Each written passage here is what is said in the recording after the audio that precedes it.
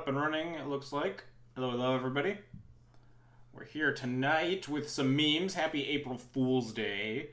We're going to be memeing it up today with some soldiers. Bringing back an old standby of Soldier Stompy.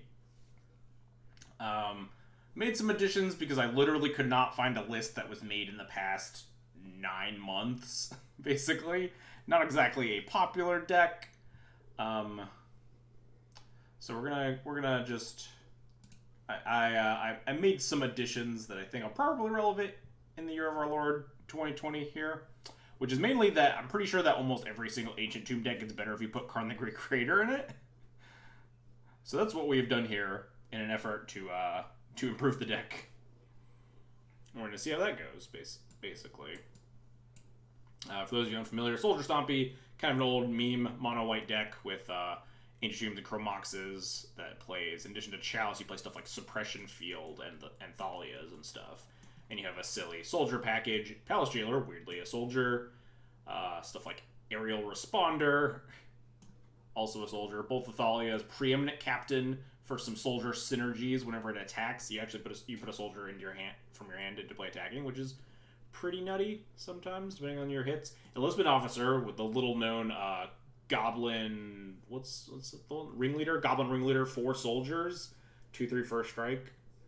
And you look at your top 4 and put all the soldiers in your hand. And Recruiter the Guard, also a soldier. We have like a 1 of Selfless Squire to Recruiter 4, which is like a weird fog that gets huge. Good against like aggressive decks. And then Dara War Chief makes your soldiers cheaper, buffs your soldiers, etc., etc. I think that's about it. And then we have the normal Karn sideboard package. I think this is about normal. Spyglass, Crypt, Coding, Lattice, Bridge, Ballista. We have a Canonist because it's a white card that's pretty reasonable to play in a deck like this. And also you can tutor for in-game ones with Karn sometimes when you need to. Hey, Anomalous, how's it going? I want to double check here that I haven't missed some like glaringly obvious artifact with Karns. I'm going to click through some of these other decks I got. We have Red Prison. Yeah, this is a Karn deck, yeah. Crypt, Coding, Spyglass, Bridge, Ballista, and Lattice. I think that's about it. And then if we look at Bomberman as well. It's got, obviously, it has like the LED and the Glass Casket, 2 things that like you don't need a lot. We could play Glass Casket, but I think it's just a lot less important when we're not getting like destroyed by Collector Oofs and stuff. Usually just like wishing for Ballista as removal is probably good enough. So anyway, this is what we're playing tonight. I think this deck could probably just be better if you just played Plows on the sideboard rather than like did fancy tricks. I put in Winds of Abandon because the previous lists I had shit like Blessed Alliance and stuff, which is just horrible in the year of our Lord Dreadhorde Arcanist versus Delver. Just like, why you don't want to be casting Blessed Alliance versus Delver at this point. So Winds of Abandon looked okay because this deck can definitely get to that mana to actually overload it, which could be a thing, but it's probably better served if I was just playing a bunch of Plows on the sideboard like Bomberman does, but figured I'd just try this out. And I think that's about all that we got here. Do you mind? Get out of here. Anyway, so we're gonna jump into some leagues here. I started late, cooking dinner a little bit late today, so... Oh no, there are a bunch of pens over on the other desk, and she's 100% gonna go knock them over. Just got done playing Animal Crossing every 3 hours. That's pretty much what I did, but after I got off of work.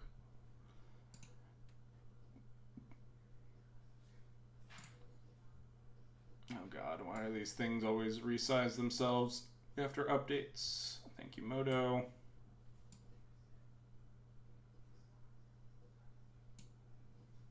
Fuck, are you playing Aerial Responder? Because it's a soldier. I think it's gotten a lot worse. It used to be like an actual decent card versus Delver because it has lifelink and can trade with Delvers. But I think it's a lot worse. Again, the year of our Lord, Dreadhorde Arcanist in Delver in Delver decks. Actually, maybe I want. Well, it's technically not too late. I probably could play like a Brimaz instead of them. Brimaz is actually probably more reasonable than Aerial Responder against a lot of the Delver decks right now, but I'm way too lazy, and I don't care nearly enough to go back. Finally, some good fucking content. We'll see about that one.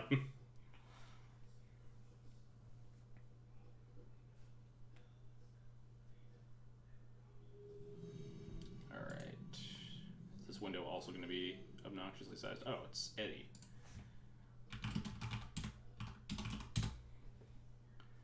Moving the die roll. He'll never know what's coming unless he looks at Twitter at all. This is a pretty good hand. We got turn 2 Preeminent Captain. And we get to put in Daru War Chiefs or Jailers or Enlistment Officers. This is a solid hand. We'll keep this. Yeah, definitely. I think Burmaz probably does look better than Aerial Responder because it at least is better at blocking Dreadful Arcanist and stuff, and is also a Soldier. I think I'm just gonna lead on Cavern Soldier. The jig is up very early, but if he has Wasteland, I don't want my Ancient Tomb getting Wastelanded.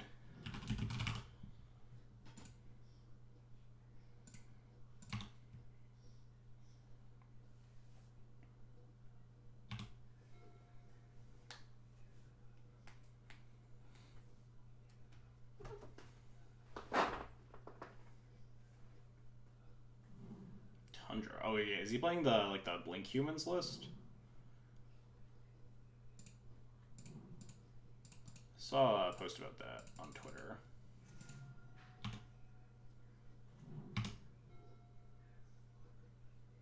Dog must love you be home all the time. Yeah, she does. A little bit too much, I might say.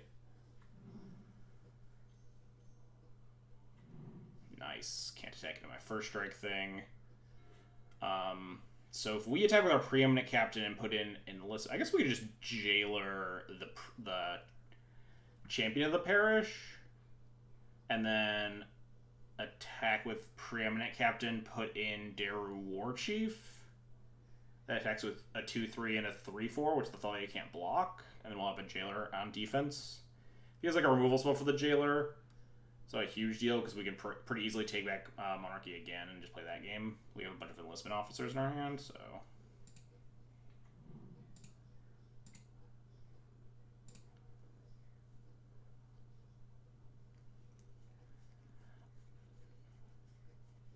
I feel like this list needs a Prelate. I think it used to have one on the board, but I think I cut it. Can we cast Daru War Chief and attack and put in the Jailer? That deals more damage, right? Leaves a 2/3 on defense instead of a 3/4, which could be notable in the face of like a Thalia's Lieutenant, so it's probably better to cast the Jailer.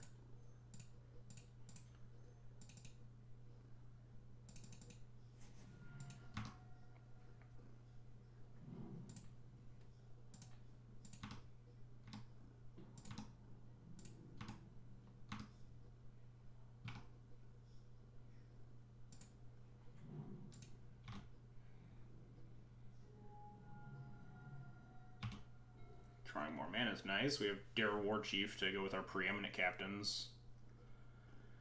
We have 6 mana, so we can actually to go with our Enlistment Officers. We can double Enlistment Officer next turn. I saw the leaks. They're like so foggy that I just didn't even care about them though, because you couldn't see the text. The arts are definitely interesting if they're like cool promos.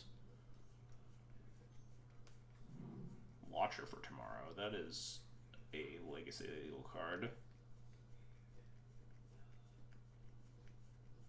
I feel like we're pretty far ahead here. Mother Runes, it's a little bit scary. Alright, so let's cast an Enlistment Officer before we do anything else. See if we can find like another Jailer or something.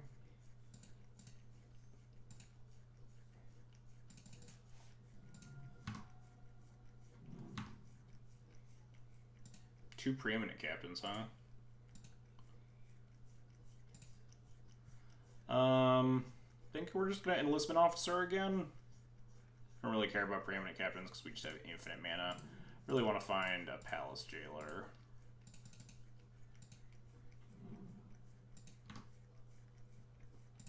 More Enlistment Officers and Thalia Heretic Cathar. Alright, those aren't bad. Thalia Heretic Cathar's not that good against the Crocus, I suppose. Alright, so what do my attacks look like here? Just send with everything. We have 2 3/5s on blocking duty. They can get the Monarchy back if they use them other runes, but then they're just taking 1 billion damage. So just attack, put in...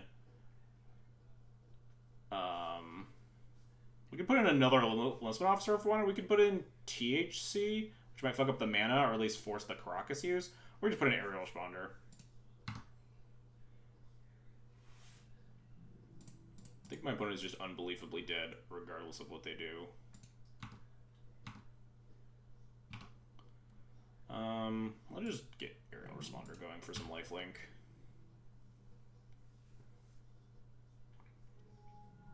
Yeah, just going to 4, very dead.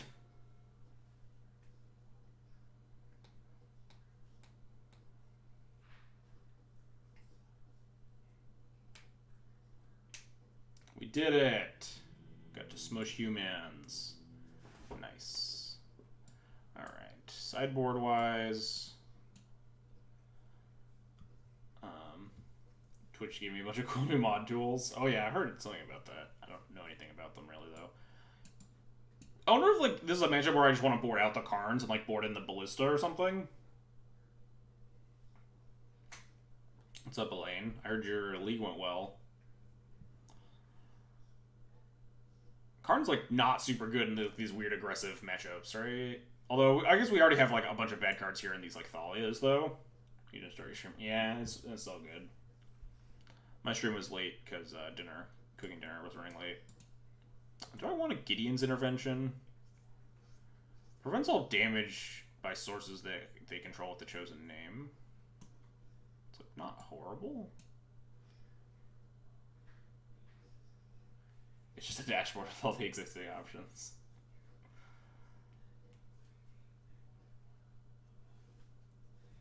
Maybe I board in the Ballista and Karn's mostly just to get bridge into like Lattice or something, and just because I want to draw this Ballista.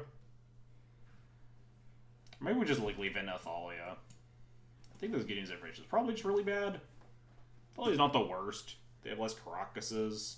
We can always pitch into Chrome Mox and stuff. It's got First Strike. It's probably okay. Wait, does Suppression Field do anything against my opponent?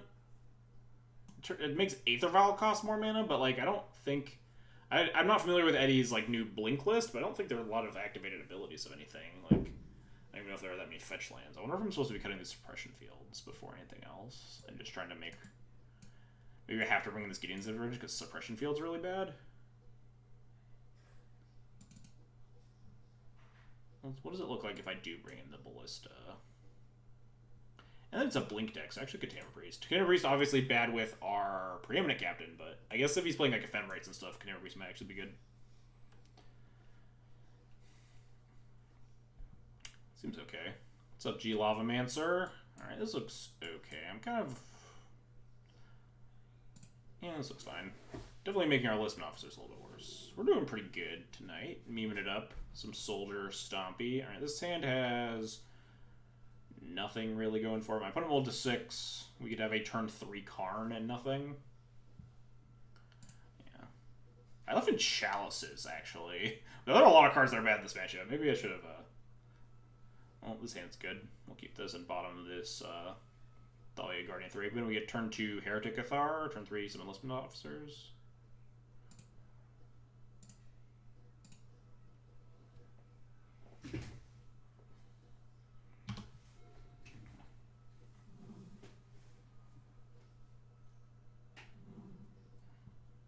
Ballista's nice. I think we're gonna still set up to just play THC on turn 2. Rather than trying to like play out my soul, like Ancient Tomb into City to try to get Ballista online or something. Ooh, nothing. Man, if only I had a suppression field here.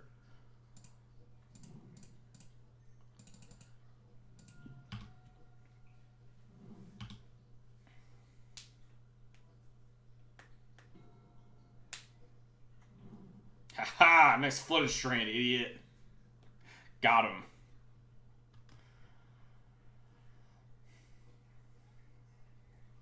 Does anything ambush Viper my THC? I guess Thalia Guardian of Thraben? Well, not that. Ballista and Suppression Field risky. Yeah. I mean, we're like a Karn Suppression Field deck, which, like, Karn with Suppression Field and Thalia in the same deck, which is, like, obviously not the greatest of plays. I boarded all of my Suppression Fields when I boarded in this Ballista, though. They can't... Oh, yeah, whatever they would play would enter tabbed. They could not ambush Viper or anything, you're correct. Let's just Enlistment Officer. Don't really think I need to Ballista right now. Hey, get out of there. Is the cat in here? Dog usually doesn't go back there. I don't know. She did. Punk. I think I'm just gonna play out all these ancient tombs because I just want to make a really big ballista. I'm gonna take a fair bit of damage in the process, but it's hard for them to attack into my shit. Alright, well, I'll take it.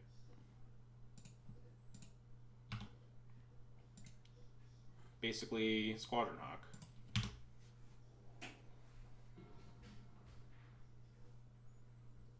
Might just be playing a Ballista on 3 next turn.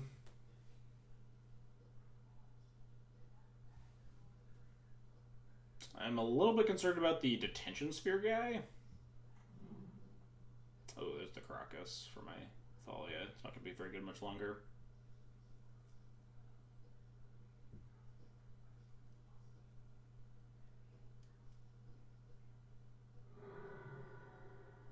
It's like some basic to cast a 2-drop here.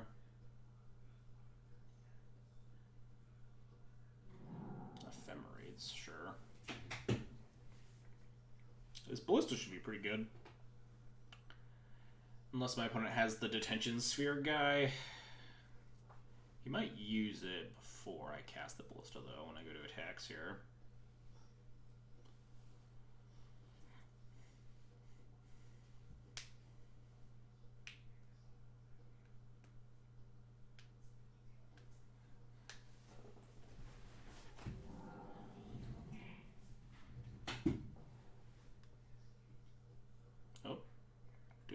Right now, Soldier. Just drawing a bunch of cards, but it's gonna take a lot of damage here. We get to clear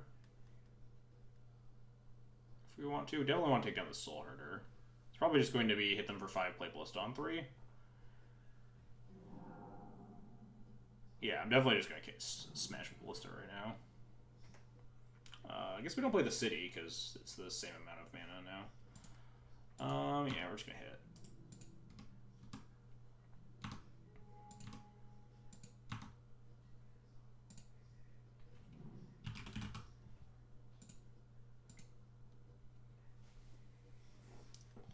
My opponent just came out of a Modern Horizons draft. Savage. Let's go to town. I think I'm just gonna clear the Soul Hoarder and let them untap because they have an Ephemerate they could potentially put in a creature on the Vial to rebound this Ephemerate. So if they target the Watcher, we'd at least just ping it off after that. But I think I just want to make sure I clear the Soul Herder because I don't know what tricks they have on this Vial. I don't care if they like try to blow me out by like dealing with the Ballista because we could counter the Ephemerate.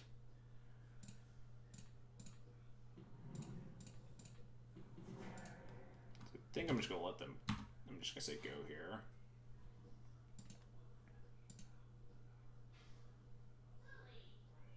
Feels like a Jailer's pretty bad for us here because they need to just Crocus the Thalia and like Jailer might Enlistment Officer and have nothing. Rebound target Watcher. We'll ping the Watcher, or at least attempt to.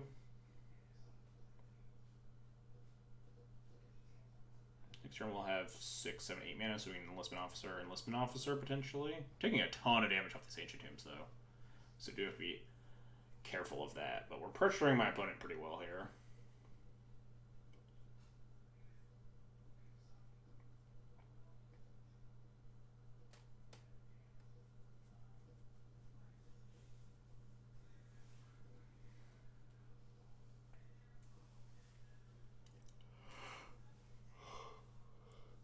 Ugh.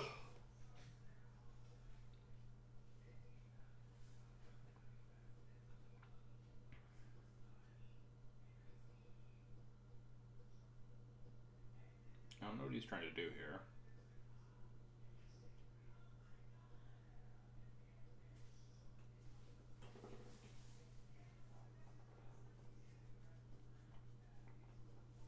There's a possibility I only play one Enlistment Officer. I think I'm just going to let this resolve.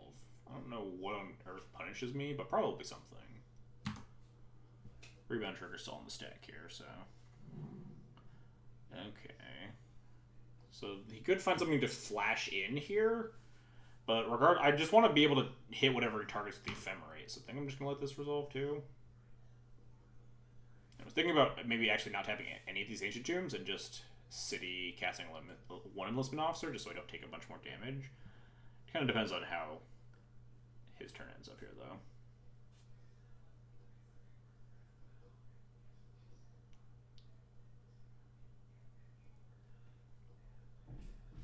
Venser. It's not that threatening, especially because it costs 4 mana. It could be scary in the coming turns with Caracas in this vial. So I'm going to let this Ephemerate trigger resolve. He's going to target the Recruiter. We're going to ping it.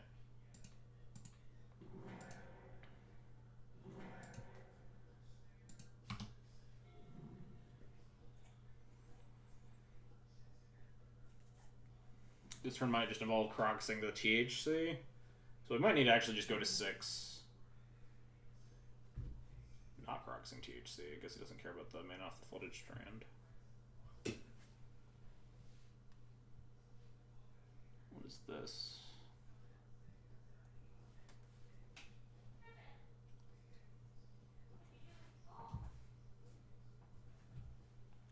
Get out of there. Why do you keep getting back behind the computer tower?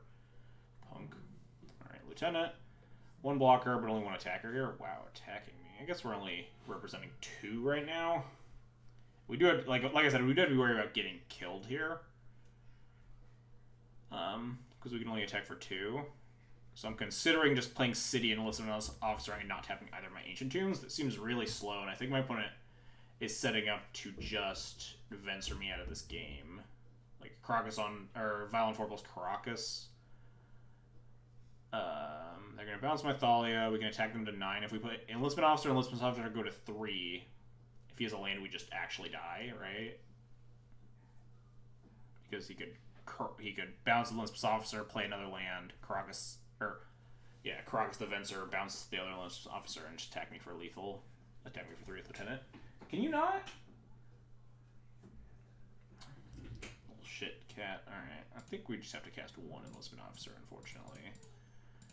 Which is pretty bad for me, because I think I'm just going to get ground to dust by this Venser unless we find something exciting.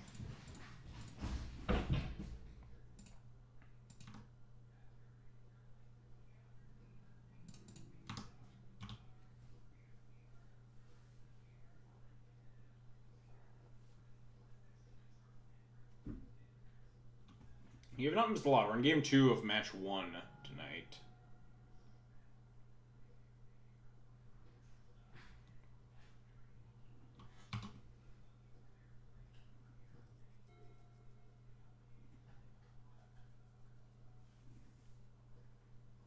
Didn't take the vial up. It's interesting. Knowing that he recruited a Venser. This must be a really scary 3, like detention sphere guy.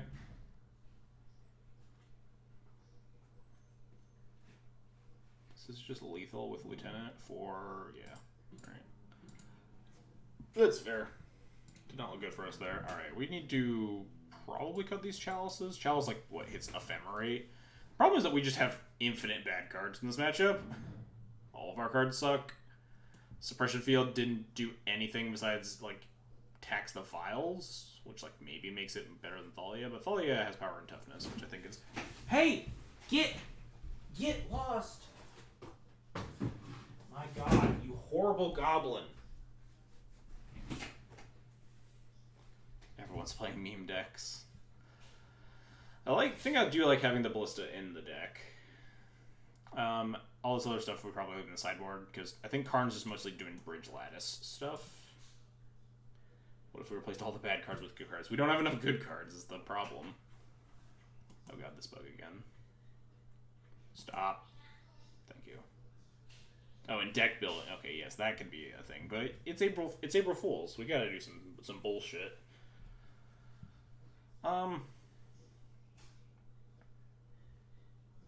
Chalice turns off exactly... Ephemerate. I guess it's better on the play, right? Because we could potentially hit Aether Vials and Ephemerates or something.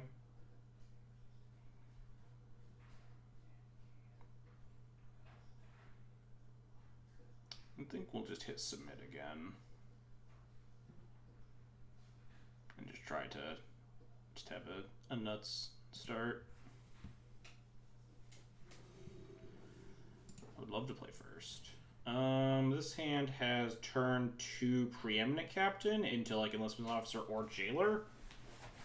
Deck's 2 mana path. I think it should just be Blink Source to Plowshares, but I was lazy. This hand's probably good enough. Is that better than Deck and Stone?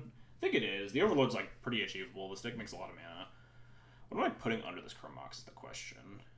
Maybe this Responder.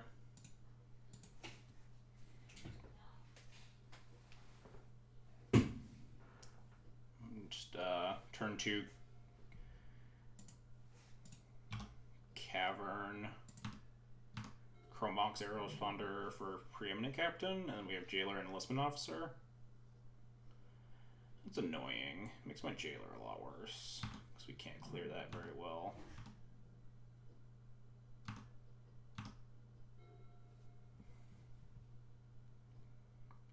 It also just makes it really hard to attack.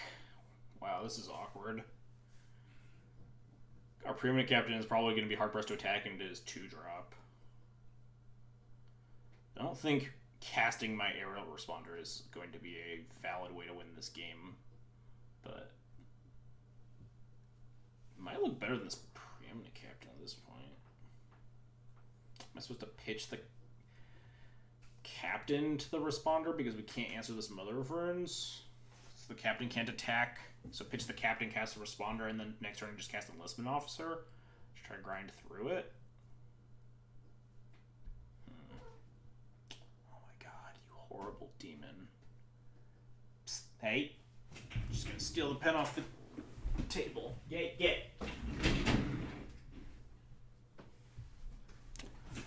She's been a punk all week. I don't know what her deal is, but she's been, like, acting out more than usual. Anyway, I think I do want to actually... Could pitch the Jailer, potentially, and just get the Preeminent Captain into play. The Jailer might be relevant at some point. We might be able to finagle some sort of, like, shitty block. Maybe if I pitch the Responder, cast Preeminent Captain... We could potentially cast the hardcast the Jailer next turn after like some other verse taps. Yeah.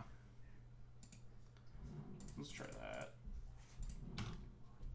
I think I might suicide the Preeminent Captain into their 2-drop, and like the Mother of Runes protects the 2-drop. Oh shit, that's bad for me.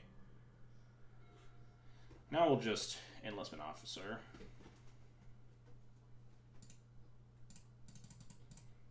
Hopefully this hits a lot of cards, which always means it hits 0. Oh, I'll take that.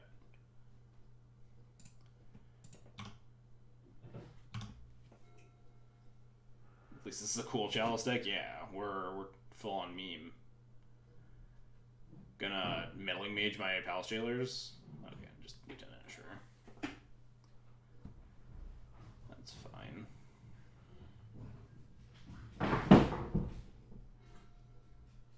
We have 4 mana, so this is 6 mana. That doesn't really do anything.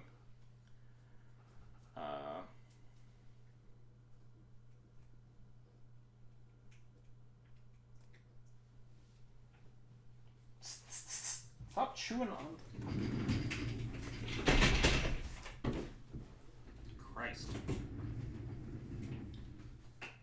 I'll kick her out in a second, and then she's just gonna be shrieking at the front door.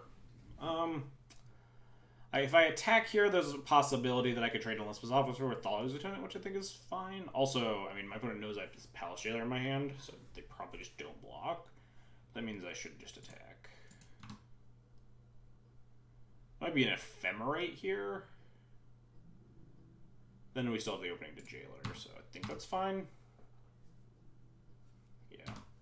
Figured the most likely outcome was this, they take 2, and then we're just going to Enlistment Officer.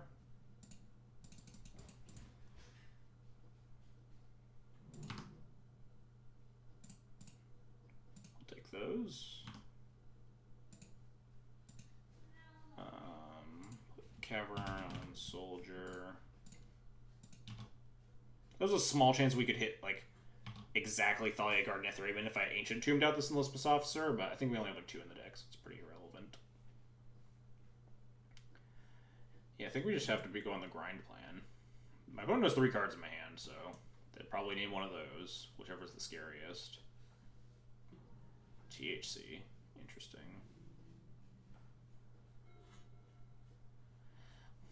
One, two, three, 4, 5, 6, 7. We can almost double Jailer. We can recruit or something. What can we recruit her? Nothing. Oh, we could recruit the Ballista to beat the Mom. We have a bazillion mana. We could actually.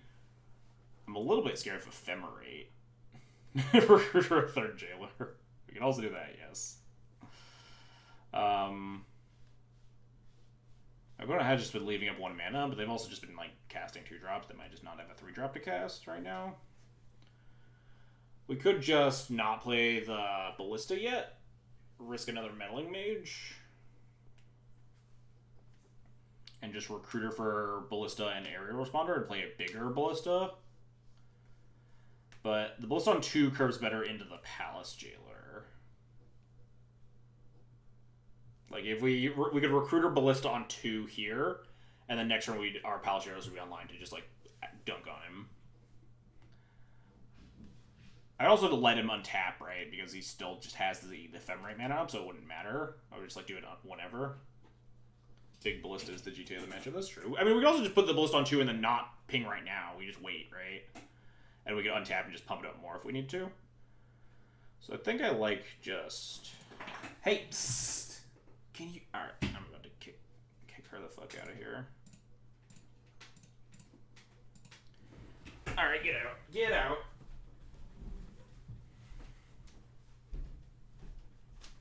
Out. She's being a punk.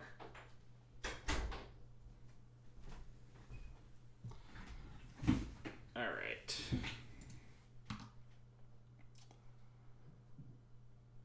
Reported for animal cruelty. And he's on a soul herd. Yeah, it's like blue-white, like blink humans, like Ephemerate. I think like 1 of Soul Harder to like recruiter 4, maybe like 2 of or something. So I'm tweeting about it earlier.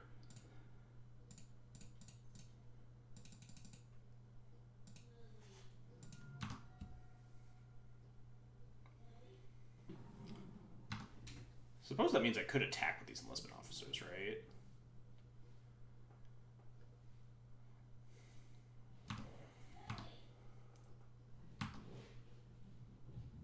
If there's like a Ephemerate on Lieutenant that could potentially break bad for me. Wasteland, that's fine. It's not leaving up Ephemerate mana. Oh, never mind. Leaving up Ephemerate mana. We can just let this resolve.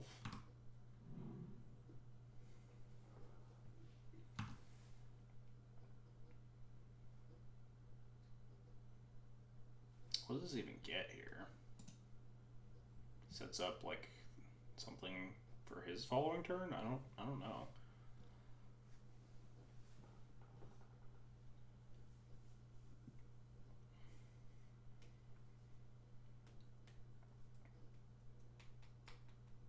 We might end up just like pumping our Ballista next turn and then double pinging the Mother and then casting a 3-drop. Because he's been representing Ephemerate this whole time. It's like not super threatening. It's gonna be kind of a big board, but we're gonna have also a big board, so.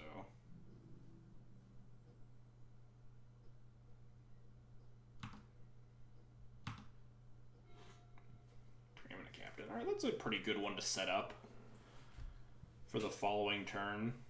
So you can pump Ballista. Also just keep saying go, right? Just cast Preeminent Captain, say go. We have 1, 2, we have 7 mana here. So we pump the Ballista, play Preeminent Captain, say go. Keep playing around Ephemerate, and then decide to ping when we're going all in, which is probably just the following turn. So we're able to clear the Mom and potentially just like unload on Jailers and just like wrath his board.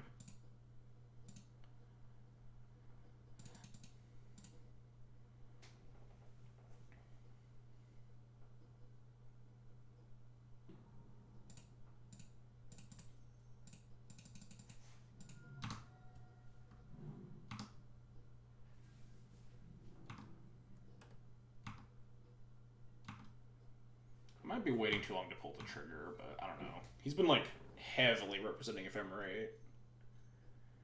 We just lieutenants, we're gonna ping the mom in response here. I guess we ping the mom with... I guess it doesn't really matter when we ping the mom, right?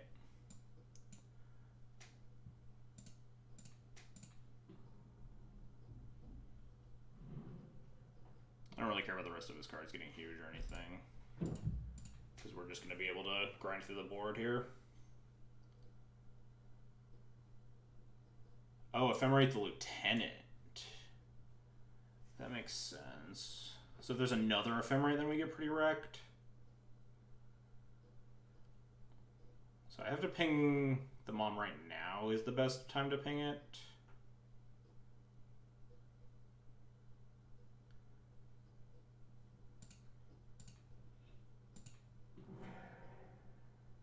Is a second Ephemerate. I think we counter the first Ephemerate or we still get to clear the mom. Because he has to target the lieutenant with the second Ephemerate too. No, we don't have any more ballistas.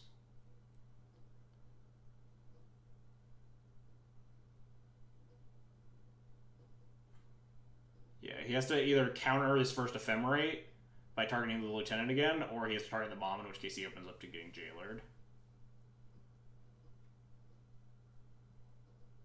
If I'd drawn another mana last turn, if I'd drawn an 8th mana source, I think I would have just gone for killing the mom through one Ephemerate, with like pumping Ballista to 3 and then casting a jailer, but we didn't hit that mana, so I didn't want to go for it then. But it might have been right to still just try to clear the mom when he only had 1 mana up, trying to beat double Ephemerate.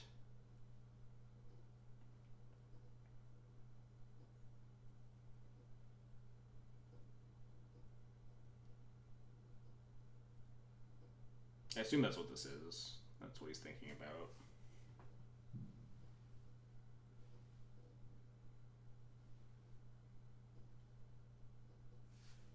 Okay.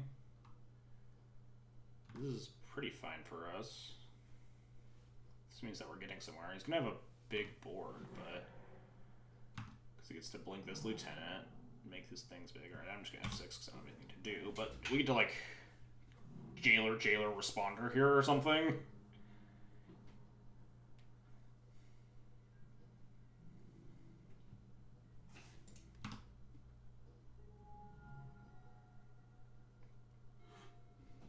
Oh, we got a recruiter too.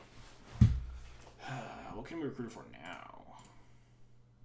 Basically nothing. Selfless Squire, a third.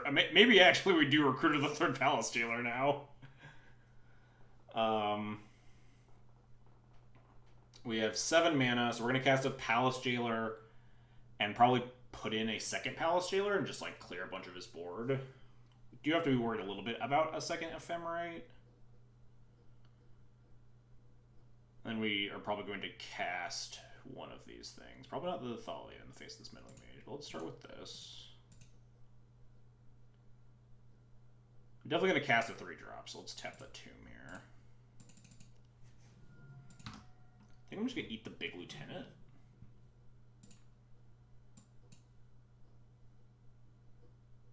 Maybe I eat the recruiter, because I'm a little bit more scared of it getting blinked. No, we want to be able to... we can't actually attack very well this turn unless we kill both these things anyway, so let's start here.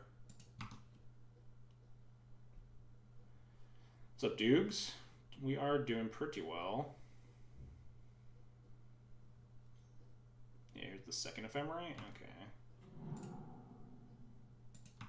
So that's fine, because it means we get to put in the second Jailer. It doesn't mean he gets to recruit more things that are scary.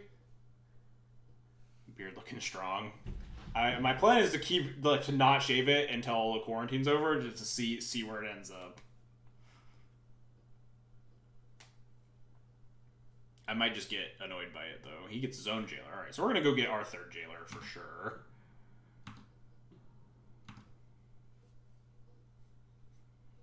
Maybe that means I don't want to put in my 2nd jailer actually.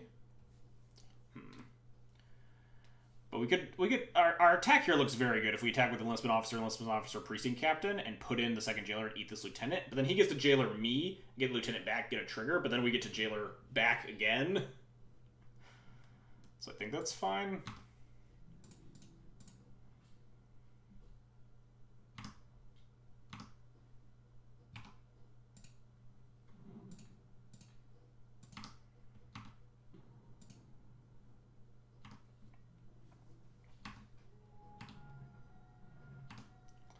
And I'm going to cast this aerial responder. No, we're scared of Wasteland, so I need to recruit a Jailer right now. Because if I get my Tomb Wasteland at this potential, we can't recruit Jailer next turn. So I have to put it on face up that we're going to cast other Palace Jailer the following turn. This is a silly game. It does get this rebound on, like, the recruiter, probably. Good. No, we can't rebound the Ephemeral of the Meddling Mage naming Jailer for multiple reasons. Because we could Precinct Captain it in, also because it would turn off his Jailer. So probably just hits Recruiter to go to get, like, more value, but I think we're grinding him out.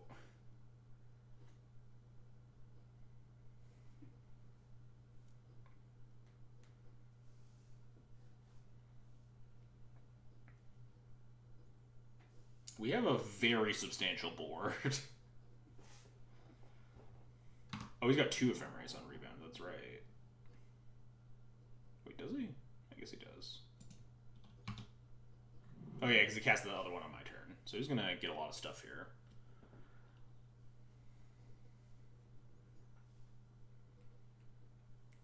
Don't know how much it matters. Guess we'll see. None of my things are good Jailer target. I guess he Jailer's my Precinct Captain, right? Because anything else gets an ETB trigger when I cast my Jailer. And Jailing not Precinct Captain, Preeminent Captain, sorry. And if he Jailer's my Preeminent Captain, it doesn't get the attack trigger the following turn. So that's probably the good Jailer target for him. Just grab some Mom, sure. And this Ephemerate just plays the Recruiter again, I imagine. Yeah. We are just trying to grind each other out.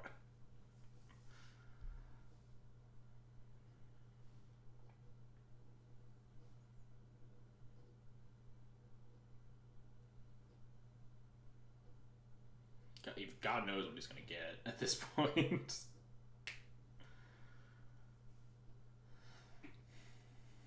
It's a pretty weird game. Lots of Palace Jailers going on.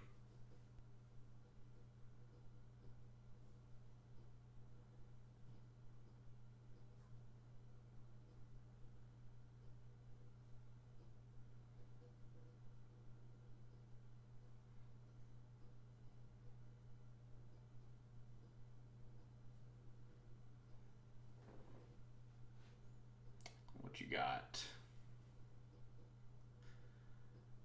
He's probably frantically trying to figure it out himself. With 2 Ephemerates on the stack, I wonder if I actually should have just recruited. Because these things have to. Maybe I fucked up here. What are the downsides of having Aether Vial in this build? If it's about that and Soldier Zombie. Yeah, all your stuff's like super expensive. You're just like a Chalice deck. You're a Chalice Ancient Tomb to power your stuff out. Not even Jailering me. Just trying to handle this board state first. I was hoping the Soldier Stompy was April Fools. Nope. We going full meme. Yeah, no good attacks here. Every attacker means one less blocker.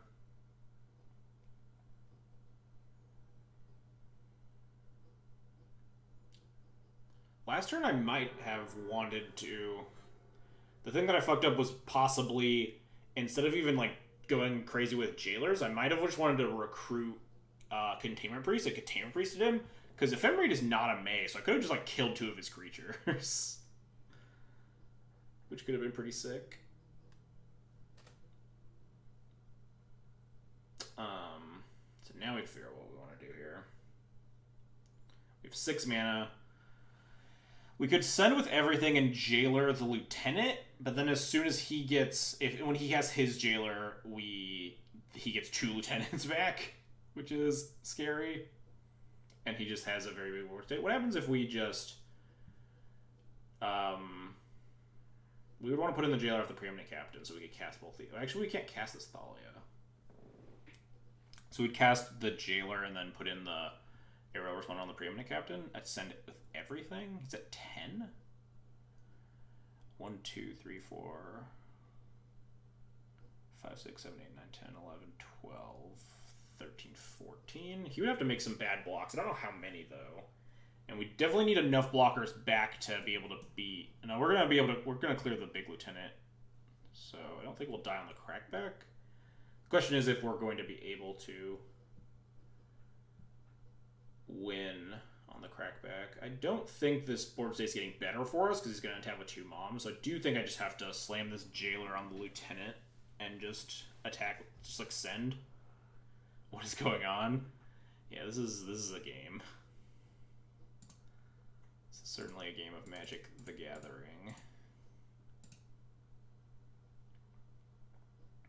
Fortunately, this is also our last jailer, which is also bad.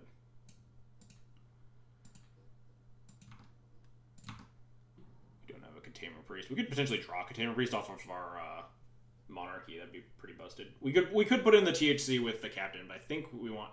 Because we only have 6 mana here, so we can't put all these into play. Because if we attack to put in the jailer... Or if we attack to put in the Thalia, then we can't jailer and aerial responder anyway. So I think I just want to get in this aerial responder damage. Because there's a Caracas on the other side. So what am I attacking with? One of these is going to die over 4/4, but the rest of them get to deal damage. I'm wondering if I attack with the 1/1s.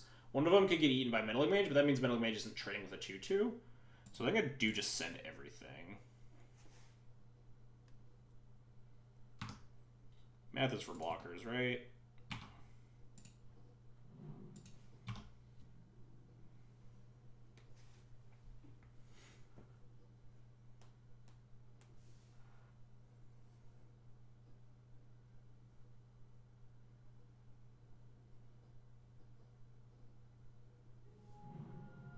Nope, math is officially for blockers.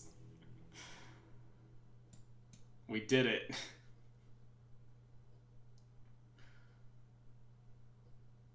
I think I was gonna win that though. I think he just like doesn't have enough creatures in play at that stage. Maybe, I don't know. If he had like chumped blocked with a mom to like not get lethaled.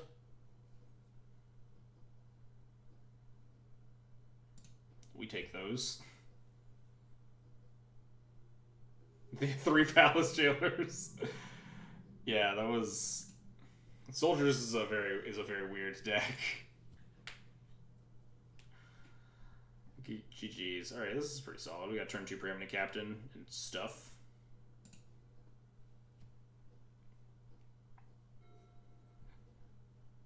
Is Drone Brew? It's not really. Soldier Stompy is like a pretty old-ish deck.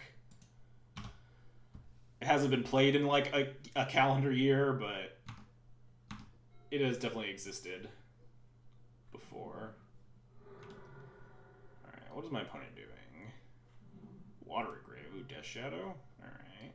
Thoughtseize. Well, we got multiple plays next turn at least. I think you take the Preeminent Captain here.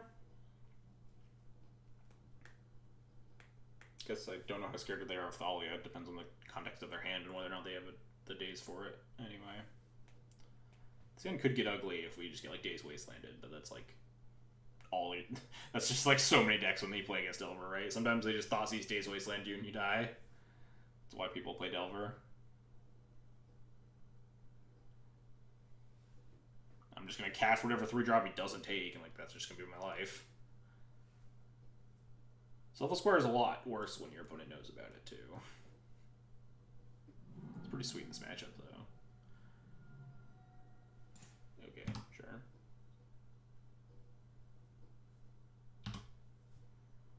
Well, I'm going to cast this Preeminent Captain.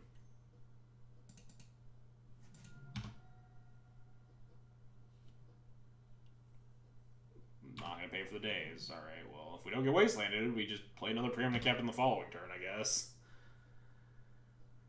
Like I said, sometimes you just get Thoughtseize Days Wastelanded from Delver, and then you die a horrible death.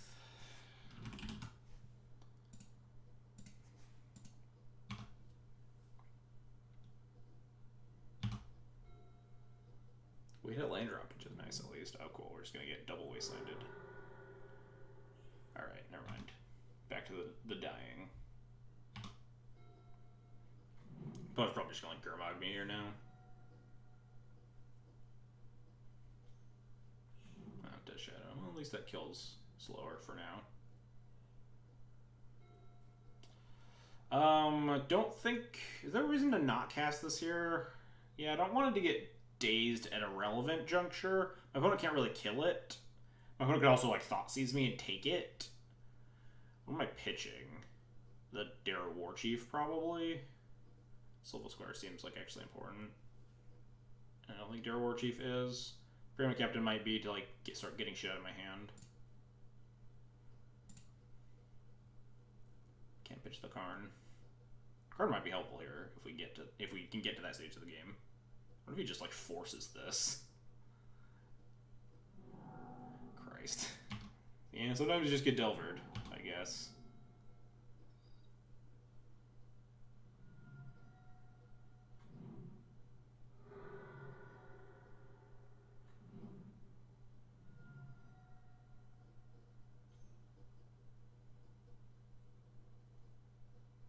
Just Gurmag after that.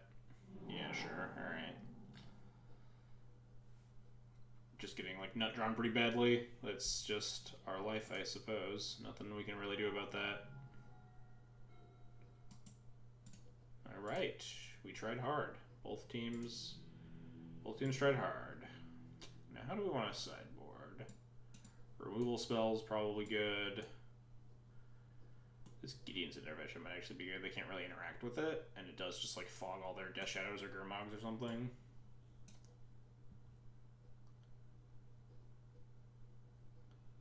What do we want to cut is a follow-up question. Karn feels like it's a little bit slow for this matchup. We could potentially just cut the Karns again. It's hard to protect. They have big stuff and a lot of like counter spells. We could potentially board in the Ballista if we wanted to, just like board out all the Karns, board in Ballista. They have kind of had trouble answering Ensnaring Bridge. Could board in the Ensnaring Bridge, but that seems kind of like a bad idea. What does this look like if we cut the Karn? We could potentially board in one or both of these. They have a Ratchet Bomb, or I guess they're bringing Ratchet Bomb for Chalice already, but so maybe we just bring the Ballista if we even want to bring this Ballista. It doesn't do a whole lot besides like clear Delvers. Maybe this is okay.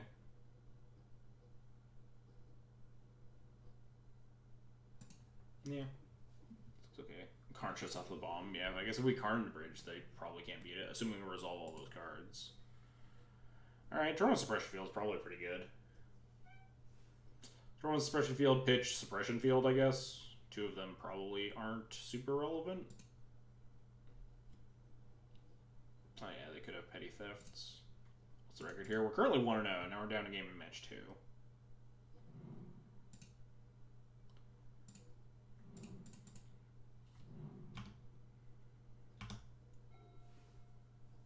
I hope their hand is all fetch lands.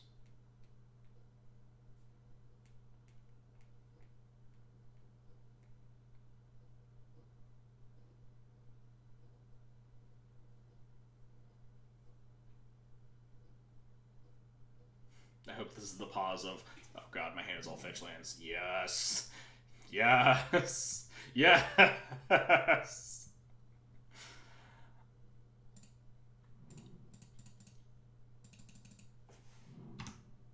Wow, miss. What's it like to never be lucky in my whole life?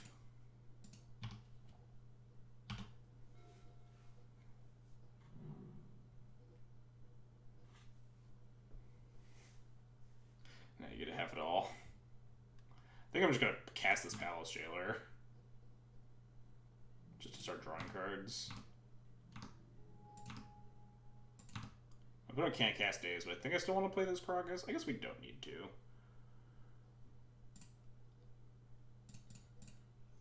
Could wait until my opponent wants to like try to wasteland. My opponent's probably not wastelanding me very soon, but wow, what's it like to literally never be lucky ever?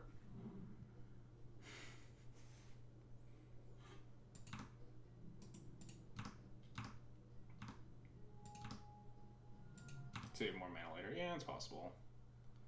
If I play the Caracas, yeah. Yeah, that's probably fine.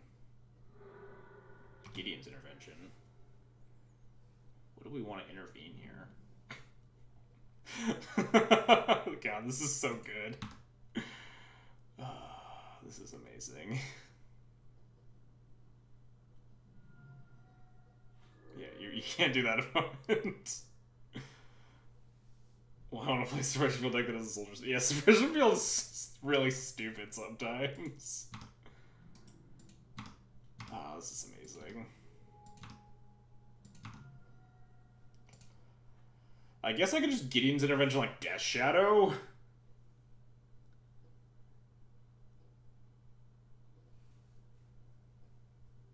That's like the only card I'm like moderately concerned with, because I'm just attacking my opponent. My opponent's miles away from casting Gurmag Angler, so...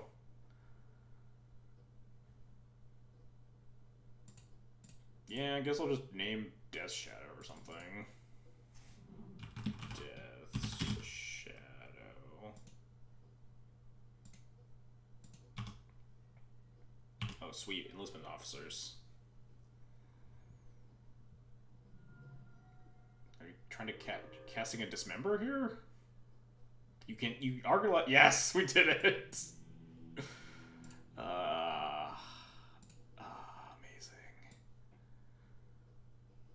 Beautiful.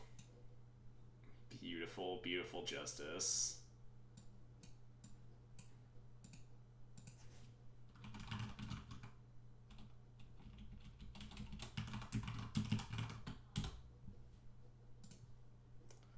That felt good after my opponent nut drew me in game 1. We played a Suppression Field and my opponent fucking died horribly in game 2.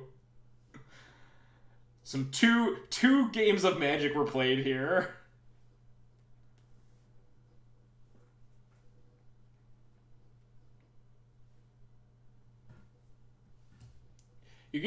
Once you start getting into that range, you do get into the point where like you're playing like Red Prison, right? You're playing Red Prison that's also playing Suppression Field, which is not necessarily where you want to go. Maybe it is, but like, why are you casting Suppression Field when like Blood Moon is also just icing opponents? Suppression Field's like only good when you just cheese on turn 1. Blood Moon can just ice a lot of people a lot of the time. Like, if I'd cast a Blood Moon there, my opponent also gets like pretty wrecked.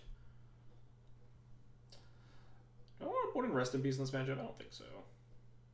Oh yeah, Suppression Field also affects Planeswalkers, so you probably don't want to play Karn and Nahiri. I'm already like living life on the edge with my playing Karns in my Thalia Suppression Field deck.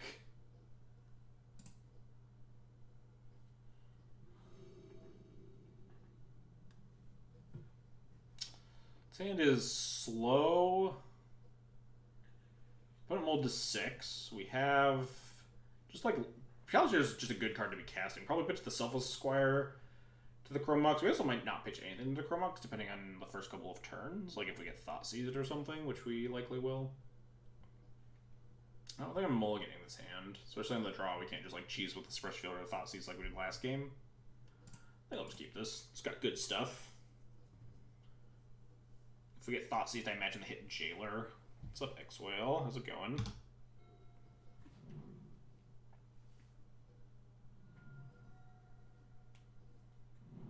Delvering me, alright. Ooh, that's nice. We could play a turn 1 Preeminent Captain. That gets pretty wrecked by Daze, though. Potentially also just play a turn 2 Jailer. That also gets wrecked by Daze, but...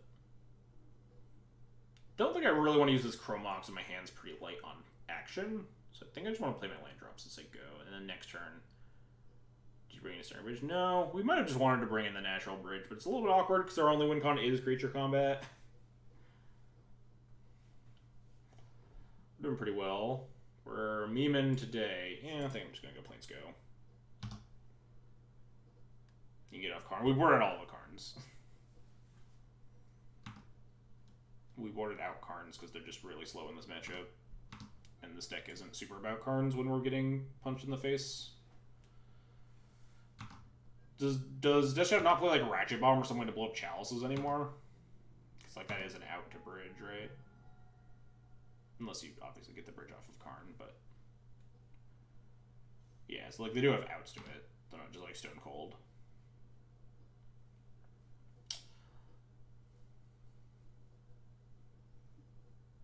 What am I doing? Depending on what we draw, I might just jam Preeminent Captain into a Daze. Do you maze check every turn or just one time?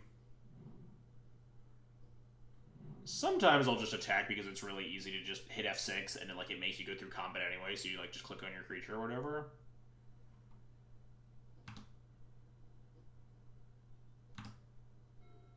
Cavern. That's pretty good. Now we could play an uncounterable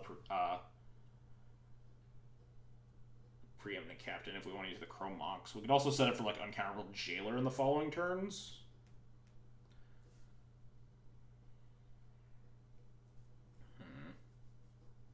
Also set up to get a nice selfless square at some point.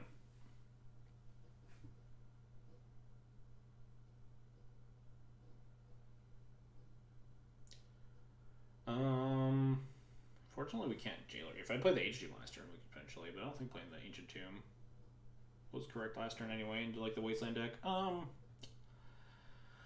is if I want to set up Jailer, I guess we could always Chrome Mox if we needed to. If, like, we get Wastelanded.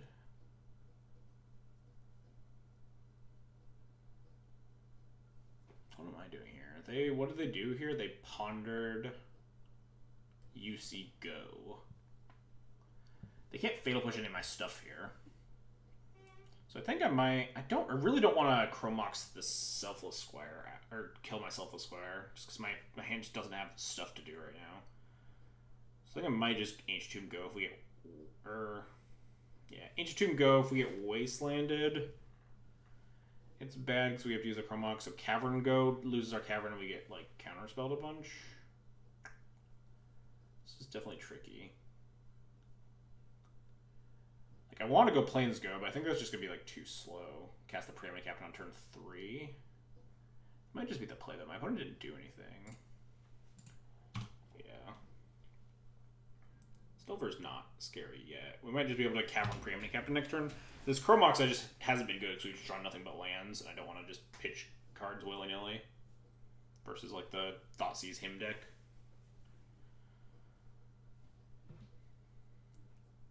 But my opponent's at 18 and doesn't have a big stocked graveyard, so there aren't that many scary, like, more threats for my opponent to start developing here. So I think playing it a little bit slow is fine. We can just Cavern out Preeminent Captain here, and then that leads into Jailer.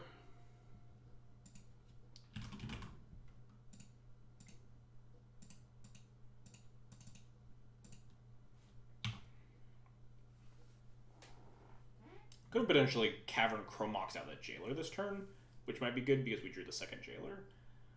But I like just trying to eat through my opponent's removal here anyway. Borrower. That's bad for me. Because that means 2 flyers makes my Jailer worse if they just leave up 3 mana here. Potentially get a really hot Selfless Square, though. Just make a 7/7. I don't want to just do that.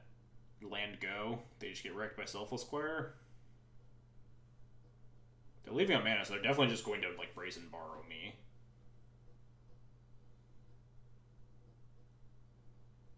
Yeah, we are 1-0 right now. We're in game 3 in match 2. These Chrome Moxes. Yeah, these Chrome Moxes are bad right now. I think it's better than Jailering. But it's going to be super suspicious. My opponent did see Selfless Square in game 1. I wonder if they'll play around it in some capacity, but I need to get to a point where these Jailers can actually do something against 2 flyers, which is going to be tough. It's better than Captain. I don't know. Making a 7/7 is pretty good, right?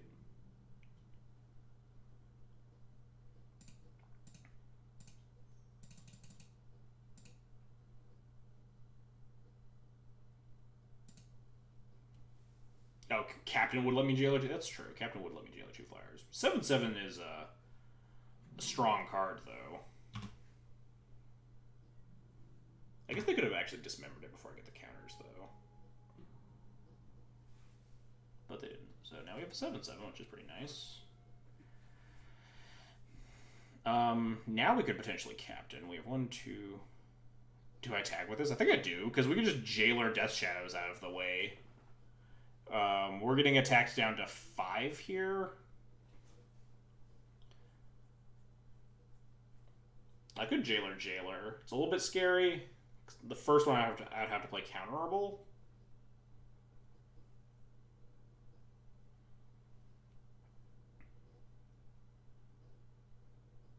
could save like just a Force Wolf for the first Jailer. I think I might just like playing one Jailer here. Just Jailer the Aberration. The Brazen Bar hits me, but like we've started taking less damage. We slow the clock down, and we just have the Selfless Squire punching them in the face. So we have 4, 5, 6 mana potentially. Yeah, Jailer plus Captain seems okay here. Yeah, hit them with the Squire first. I am a little bit concerned about Fatal Push, so it's like maybe a reason not to Jailer. If Fatal Push my Squire.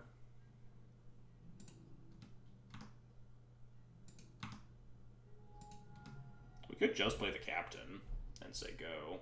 Go to 5. Yeah, they have not had a window to push anything yet.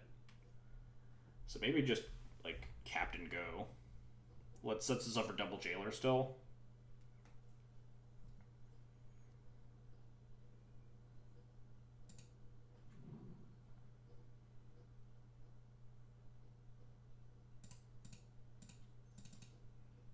What's up, H. Rollins?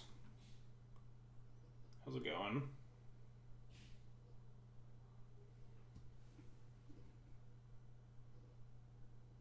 You can make 2 and yeah. Okay. Daze resolves. I will not pay 1 mana for the Daze. Oh, they're trying to cast Angler.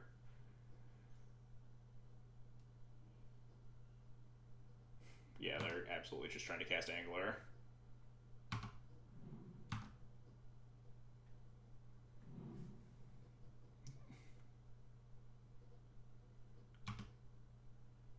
So, yeah, I think it is correct that Sword Splasher should be in the sideboard. I was going off pretty old lists that like was of the thought process that like you didn't want 1 mana removal.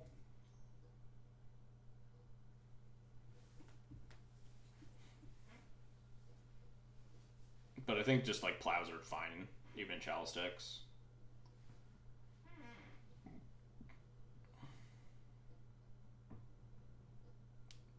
We could have potentially cast like Enlistment Officer at that point, but that's dangerous because we are at 3 at that point by tapping the Tomb. It's pretty threatening. I don't like going to 3, and I don't like Jailering because I think we've been playing around Fatal Push this whole game. I haven't given my opponent an opportunity to Fatal Push my 7/7.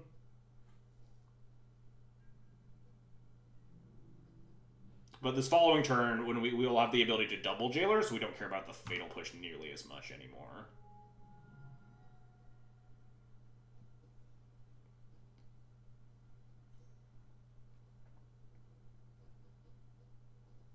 Dismember.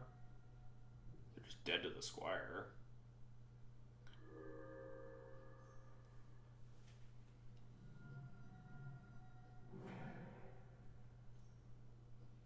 Okay, they just lose to Jailer on this Gurmag Angler then. Unless they have Snuff out, right? But it's not really a card I'm beating, so...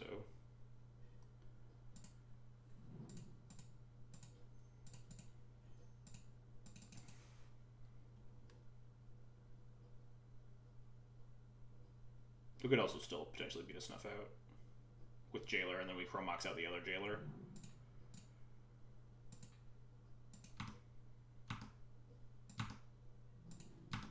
Get him. Huzzah! Selfless Squire. Good work, Selfless Squire. We had a 3 cast. No. Oh yeah, you're right. I wouldn't be able to Chromox. Didn't have enough mana for that. You're right.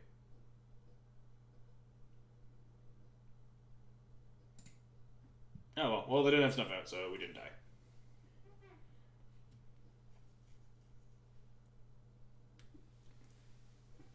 I hate to admit it, but I think this is decent right now.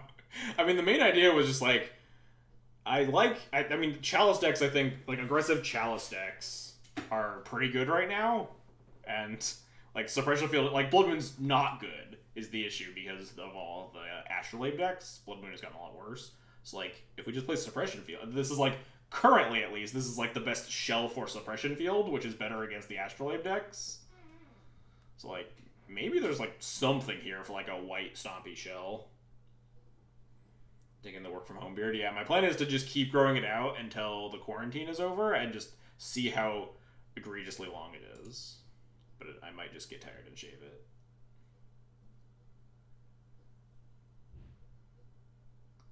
Play this in the Super Qualifier. Oh, is there another Super Qualifier tomorrow? Fuck, I have to go into work again. Fuck me. It's like always Thursdays that I have to go into work. Just please keep me groomed. God, I don't have any. I've never grown a beard before.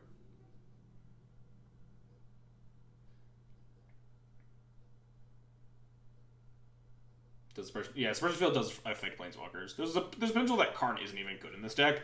I just think that if your Ancient Tomb deck isn't playing Karns, then like you should probably try it out.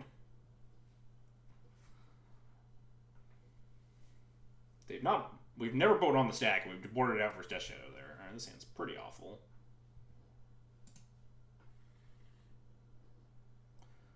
This hand, less awful. We have turn 1 Chalices, which are good. What would we bottom here? The Selfless Squire, probably? We could potentially bottom the second Chalice, but we're on the draw. They could have answers for the first Chalice. Selfless Squire is not super good. It's only good in a specific subset of matchups. It's not very good conducive to this hand. It's mostly here because you can like recruit early guard for it. I guess like Eldrazi and bullshit. Or sometimes you just get a blowout Death Shadow and make a 7/7. I think I am just going to bottom it. And hope these Chalices are good. It's Legacy. Chalice is almost always good, right?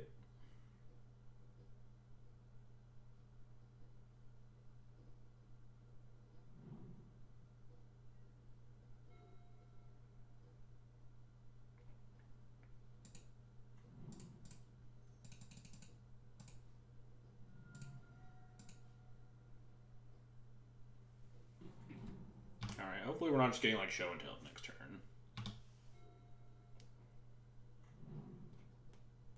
Hopefully this is just Delver. Oh, nice. Well, it could still be show and tell technically. But no, it is just Rogue Delver, it looks like. I think I just want a THC here. They would have dazed my Chalice last turn, almost assuredly. THC is probably better to set up than Guardian of Thraben. Especially because we might be trying to cast Karn.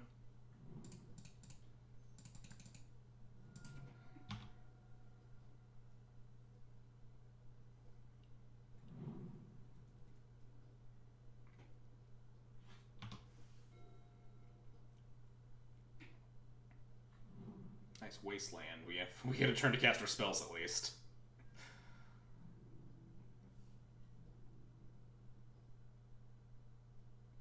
So if I block, my opponent could just cast a Bolt and then eat my Thalia, right? Even though the Bolt gets countered, they only have Sorcery Land, so this block probably is not good. We have the ability to get 5 first strike damage on board the following turn, though. They're just gonna fire off this Bolt to deal me extra damage. Or I guess Brainstorm's another option. Just 1 mana instant was the punish for blocking there. There's a world that, like, if we could find a better mono-white Stompy Shell than Soldiers, like, Suppression Field and Chalice of the Void are, like, pretty good. Oh, nice. We found our 4th mana source, which means we just get to Palace Jailer this Tarmogoyf and go to town. Oh, nope, not human. Soldier.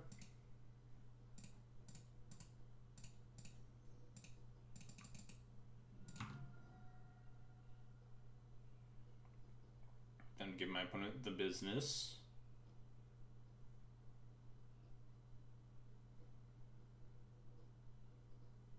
Ha ha! God, this deck is sweet.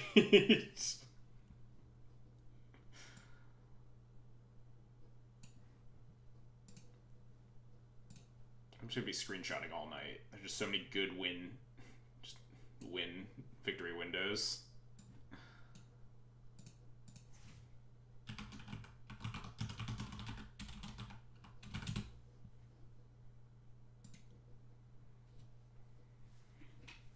Alright, against Rug Delver. Boarding these bad removal spells that probably should be Plows. This Council's Judgment, which is fine as Council's Judgment. Probably Rest in Peace. Because Preordained, most of the Rug Delver was played Arcanist now, right? So this turns off Arcanist and Goyf. we just like cutting all the Karns again? Or we're just like boarding out Karn in like all the aggressive matchups? Freaking Fairy to Shringoif. The big brain play. Three balls maybe a nice Karn target. Yeah, I think we just keep fucking boarding out these Karns against like all the Delver decks, because like Bridge has become really bad versus Delver, and like basically all the other cards don't have any text.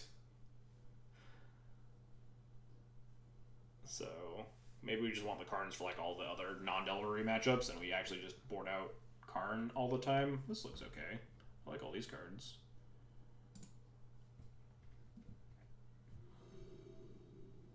There's also something to be said if I keep boarding out Karns. But I mean, we just keep playing as like Delver and stuff. Sand is okay. Don't have a lot to go with these preeminent captains, but we got a removal spell.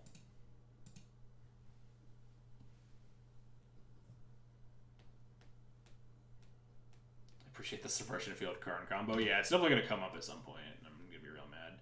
I definitely just jammed Karn in this list without thinking about it. Karn might just be bad. Just play better cards instead. Oh, alright. Ooh. Potentially casting the suppression field next turn.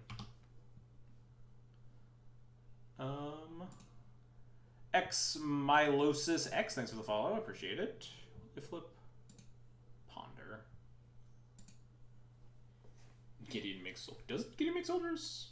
Makes, I thought it makes like knight allies.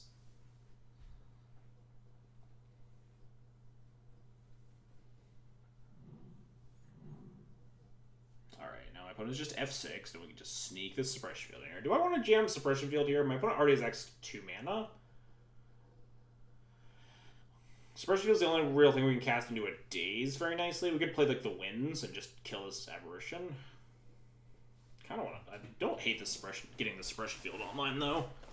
Good against an Oko, not good against a Tarmogoyf, but we could potentially fight back Goyfs with like first strikers and shit. Maybe I just want to jam the suppression field. Could also play it into daze and not take a bunch of damage. Nah. Live life on the edge. My opponent doesn't know what suppression field does. They won't fetch. Just let it resolve. Stop raiding it. Let it resolve.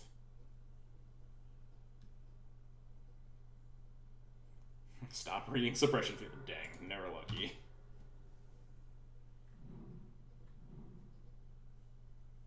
If they're gonna put, like play Wasteland to the Wasteland. If they like Wasteland my tomb and stuff, it's kind of fine, right?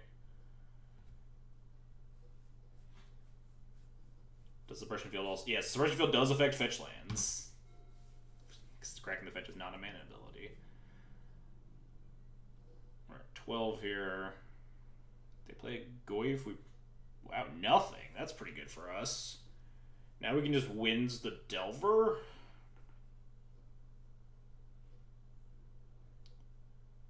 I don't think I want to keep casting stuff with my Ancient Tomb in the face of this Delver. I do think we just need to like start or stop taking a bunch of damage here. So let's just wins the Delver. It does brown GT pretty well. Costs 4 to equip and then 2 to ping. Yeah, suppression field affecting fetch lands is like the reason it's sweet in these Stompy decks.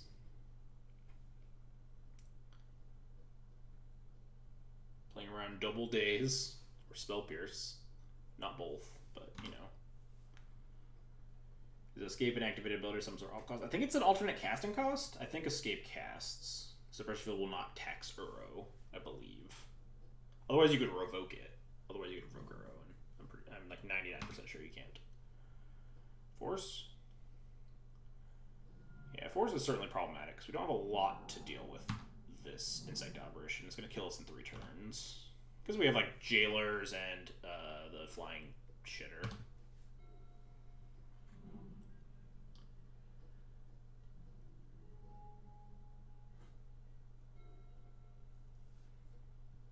I also do have to be worried that like my opponent's just going to bolt me down. I think I just want to take no damage at this point. Never tap Tomb, because like me developing these cards doesn't really matter. At this point, it's just draw our answers to Delver or die.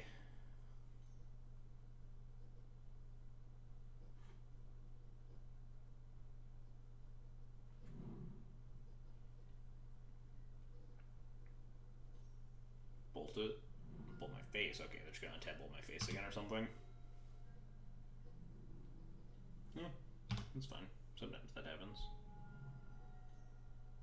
Yep. Were we gonna get there? We were not. Could have potentially played the preeminent captain in case we, like, attack. If we drew the enlistment officer with a preeminent captain in play, we could, like, have enlistment officered into the jailer. After that, that might have been a line. We died, but we did play suppression field. Let's chart. Who's the real winner? I'm just gonna resubmit this.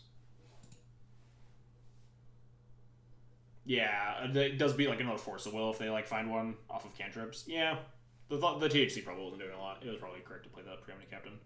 Blitz on the play could be a consideration. This hand was close. This hand, turn one suppression field, and we got like we just have 3 mana. This isn't bad. It's dangerous, but like I don't think we're going to 5. Get out of here, fetch lands. I think we're gonna bottom this recruiter. We eventually preeminent captain in this jailer, and THC is also just like nutty. Thalia is just better. Is Thalia better than suppression field on turn 1? I guess it is, because they're not going to be dazing me. They'll play their tapped fetch land, and then we'll cast the suppression field after. Yeah, I think we're going to bottom this recruiter. A little bit too mana intensive for this hand.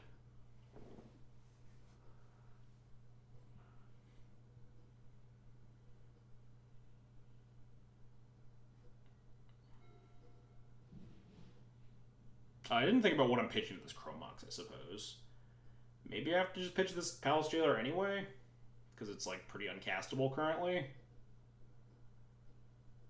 Play the turn 1. I don't like playing the turn 1 preeminent captain, because then we're, like, pretty bad to bolt at that point. We're just kind of, like, Goblin Lackey checking my opponent.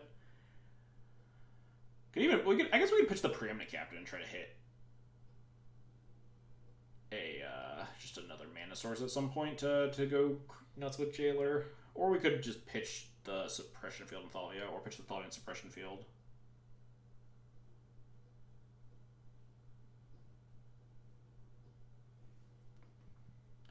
Gas chamber hoax onto it. I guess there is.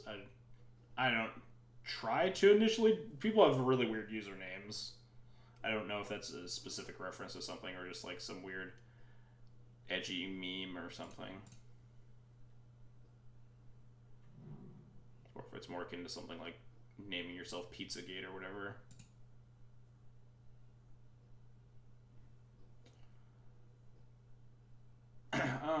What did I end up deciding? I think I want to pitch this Jailer. Permanent Captain could potentially go with cards I draw.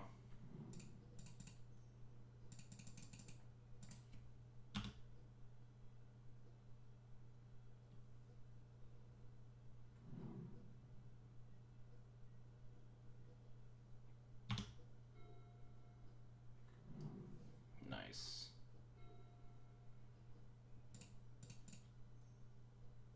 Is it a Holocaust? I mean, like, I get that. Oh, that does resolve. We did it! God, it's never infinite good screenshots.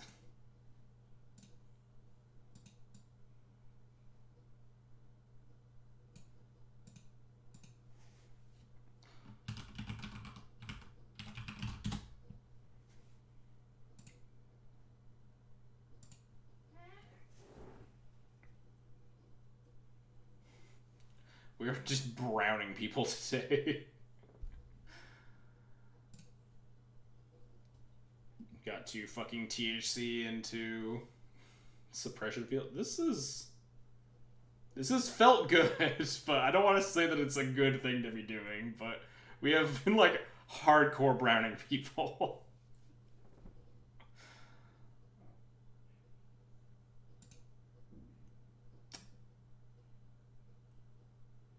This list is just also, like, very bad.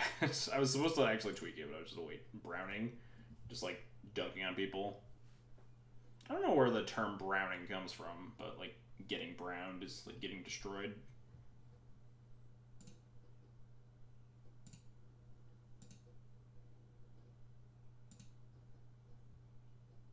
Pooping on? I guess, yeah, shitting. I guess, yeah, that makes sense. Shitting on them. Okay, yeah, that tracks. That would make sense.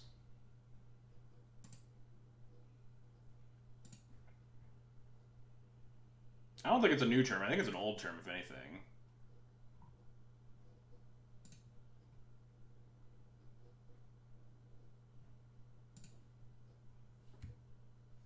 Getting UPS'd.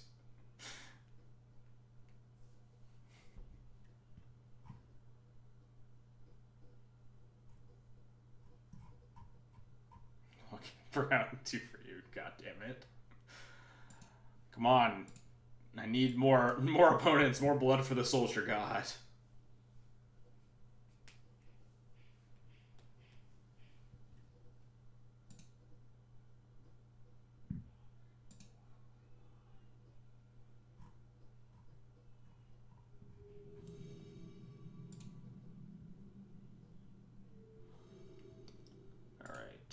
Be on the play. Sounds a little bit dicey. Doesn't really do anything. It plays a turn 2 Thalia. It could potentially play turn 3 Thalia after that. We only have like 19 lands plus Moxen though. We have 17, 21 hits over 2 turns.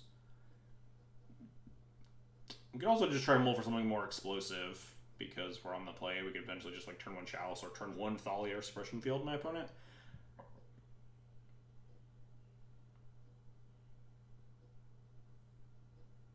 I think I don't want this hand. Alright, well, I think I have to keep this hand. Bottom is Daru War Chief, doesn't really do anything.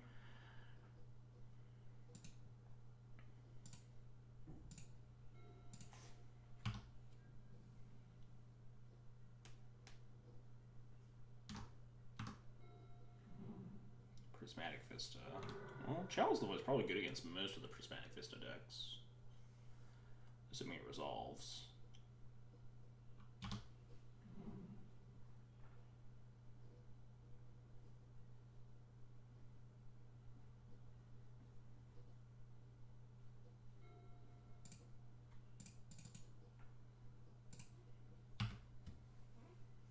Chalice time. No Chalice time. Opponent didn't come here to have fun. Yeah, pitch Coatl. Probably it's just some iteration of Blue Soup, it looks like. I mean, that was kind of apparent by the Island Astrolabe start, but... Yeah, I'll take my Hymn to Turok or whatever.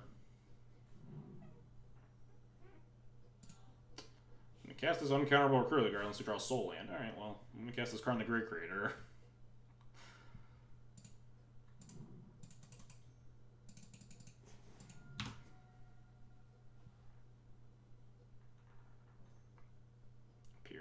Oh, nice. Brainstorm, sure.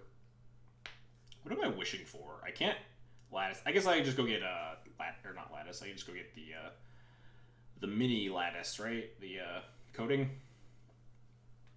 Coding seems like a pretty solid one here. Blow up other lands and shit. We do have to be worried that they could just Oko Astrolabe me. That's potentially very bad, actually. God damn it, Oko. Yeah, if we let grab Coding and then just get our thing, get our card killed, and that's just horrendous for us. Now to think about what happens if this card resolves. This damn Astrolabe.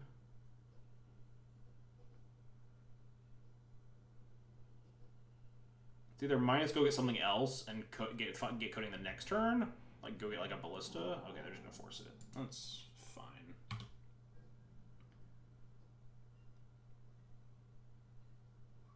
Yeah, Astrolabe is just a wild Nakatl with haste. That draws you a card. Are they gonna Oko me? Alright, well that's bad, but that's not Oko. We have 4, 5 mana, so we can't do anything. We could Recruiter for a Thalia, potentially. I don't know if I want to do that, though. What else could we even Recruiter for? Jailer is the only other thing that seems super interesting to grab. So I guess we could just enlistment officer, try to just restock our hand here.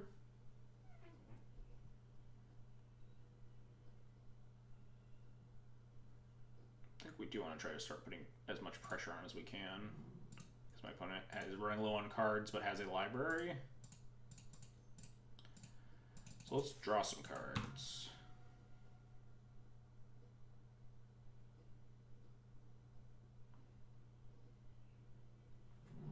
I'd like to draw some magic cards, please. Man, Enlistment Officer is unplayable garbage. Why does anyone ever try to cast this card? 6 mana now, so we could still not, like, recruit her into Jailer in the same turn.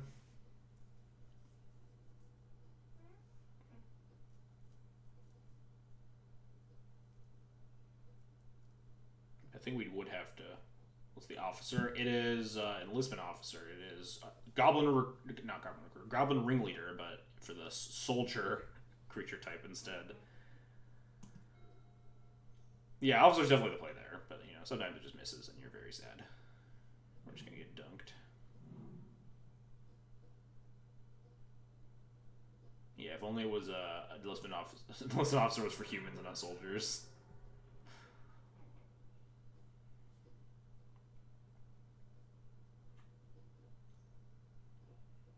Not Oko, at least.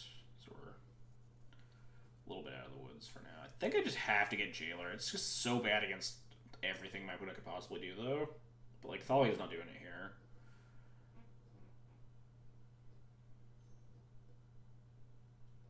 It's better than Ringleader. It does not have haste, but it does have... sucks. It doesn't have haste, but it does have a 1 extra toughness and first strike. Oh, that sucks. Yeah, it seems like we're just gonna die then. That Thoughtseize was certainly a bummer. Now we just want to draw more Enlistment Officers or Karn or Jailer or something. Yeah. 1 extra toughness and first strike to be in a much worse creature type and not have haste.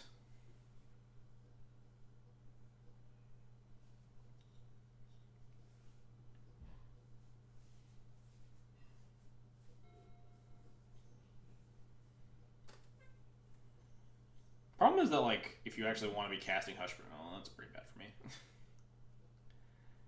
Classic getting killed by a bunch of black cards versus no black sources. How many soldiers in our deck? I don't know, like... this many? 25?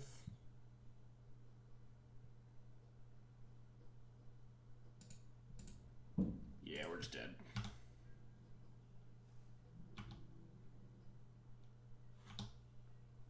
Not beating Library into 3/3 here. If we had drawn Jailer there, maybe we could actually have done something, but...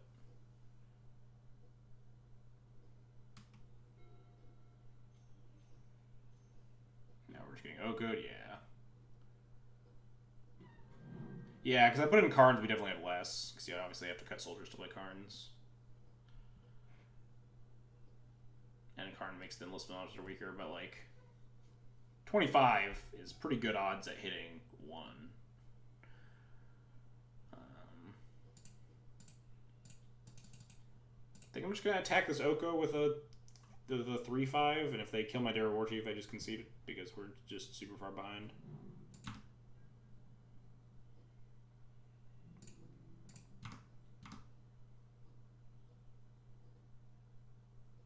This isn't the last matchup, this is round 4, we're only 3-0 right now. If their last card is like Source of Plowshares for my Dara Warchief, then sure, I'll concede and move on with my time. Like, we're probably not even beating this if their last card is just a land. Like, we're still pretty dead to Leo Oko here.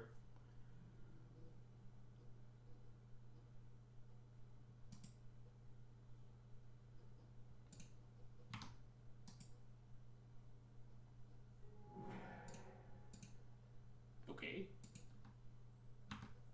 Are they planning on taking my Daru Warchief?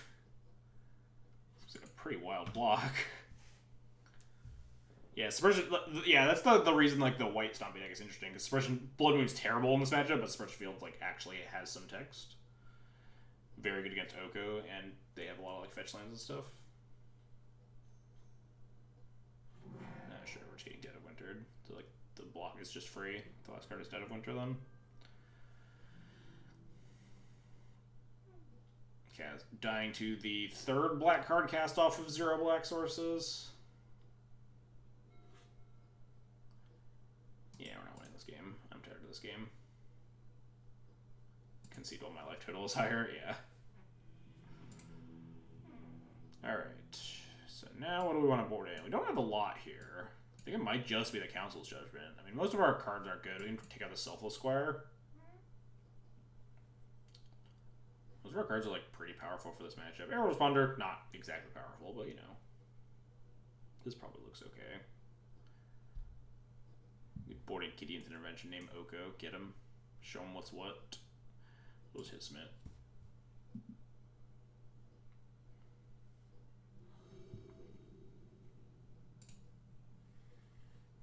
Alright, this is turn 2, Submerged Field or Chalice. And we have, if we hit any other lane drop, we have a bunch of other stuff to do. This kind of seems fine. I don't think I want to like mulligan for super explosive stuff. I think we just want to kind of prep for the long game.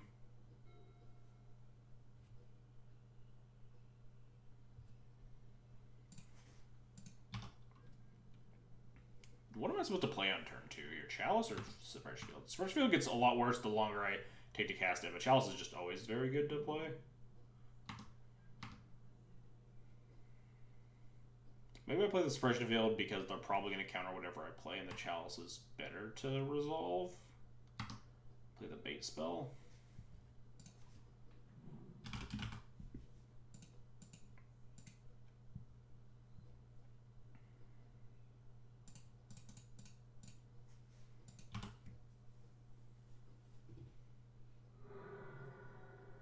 Is it just going to be like a Spell Pierce or something? Based on the fact that they didn't cast anything on turn 1? I mean, obviously they could just be fetching because there's a Suppression Field on the stack, but... Oh, nice.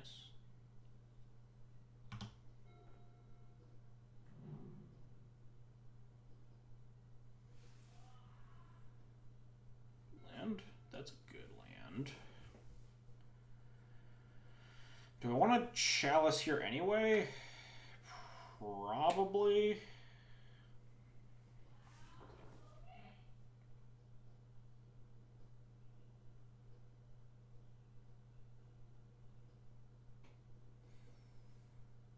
I don't think I really enjoyed playing Preeminent Captain into... I guess not a lot actually kills my Captain here. We have the Oko locked down for a turn Suppression Field, so I'd like to get stuff in play. Could just Tomb Captain, say go, the following turn Chalice. But I think I like to protect my creatures by just Chalicing here.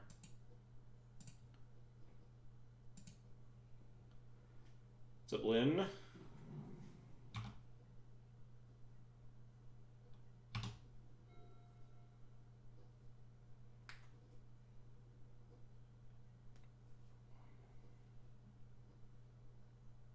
Now we'll just cast Preeminent Captain, probably. We have 6 mana now. So we get Captain and Recruiter. Seems fine.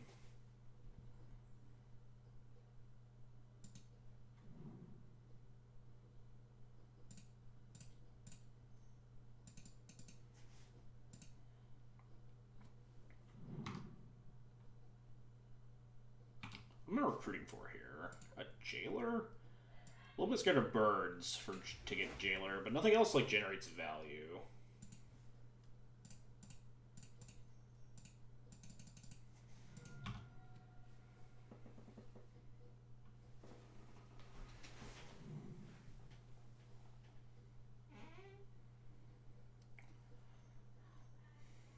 There's the bird. By bird I mean a flying snake. Nice brainstorm.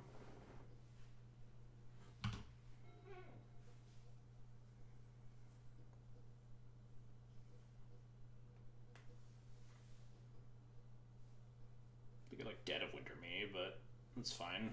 We have pretty good rebuild potential. Just cast a Palacio to start drawing cards. Is enlistment? Yeah, this is the enlistment officer deck.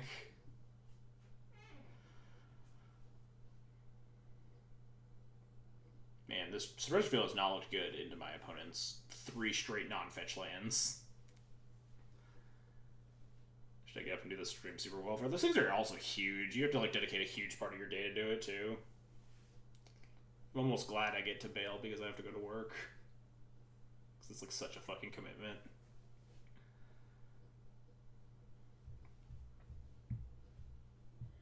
The last one was like 260 people or some insane number.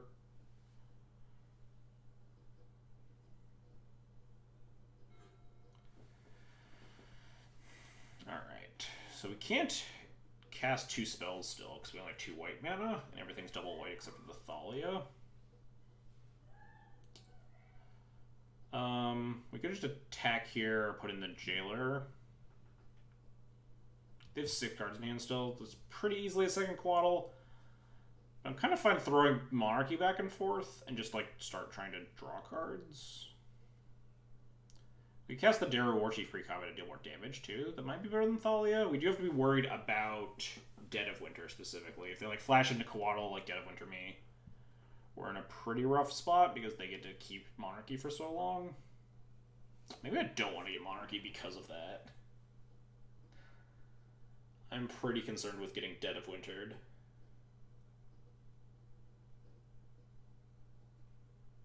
I can just cast Daru War Chief, attack with Preemptive Captain, put in Thalia, hit them for 6 ago. Pull back the Jailer for later.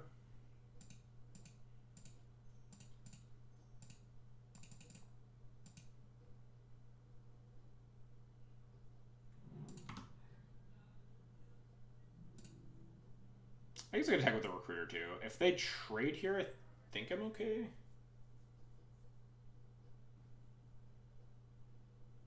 No, maybe I'm not okay. This thing isn't going to die to anything else, but...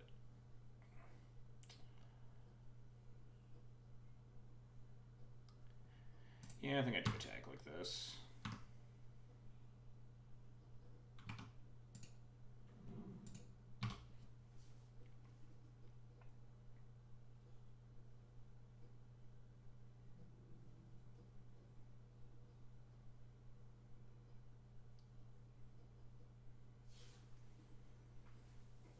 I feel like they're definitely trying to set up to like dead me. So if we can prevent them from having extra Quaddle now. Yeah, the fact that they're keeping around the Quaddle makes me really concerned. They didn't even trade the Recruiter. Which means they're definitely just gonna like Wrath me here. If they don't have 5 mana, if they don't have if they just have a fetch land, they can't hold up second Quaddle, so at least we get to play the Jailer the following turn. And start drawing cards. They're gonna that's what I figured.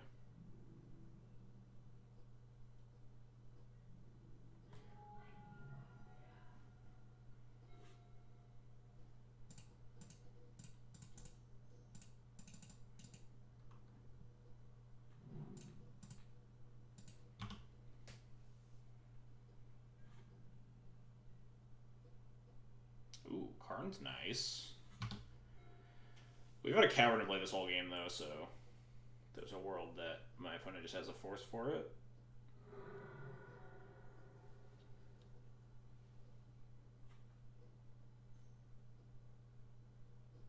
It's like...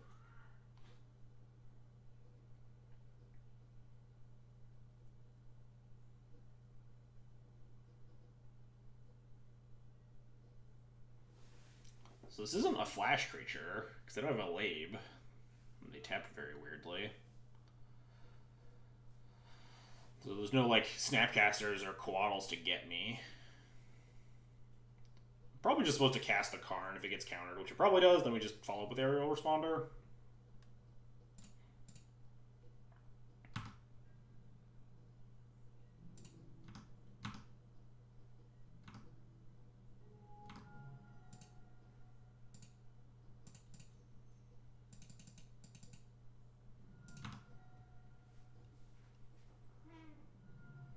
Force while pitching Oko. That's fine. Now we'll play the Plains and Aerial Responder here. Figured they probably had a force from our whole time having Cavern in play here. I'll draw more cards to try to deal with like a potential like Snap Dead of Winter or something. Just gotta grind through it. Or just second Dead of Winter would be pretty bad. But the way they tapped again, they don't have a flash thing. They're not.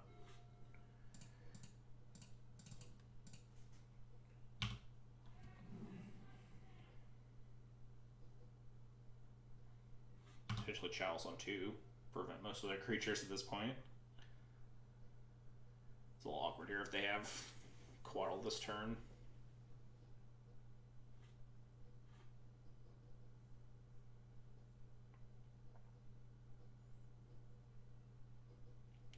It's top deck Jailer. We can put Chalice on 2, they can flash and Quaddle, and we can attack and Jailer it or something. Leo would be pretty bad for me. Hard to get through it. We'd have to like chump block and stuff. Nothing.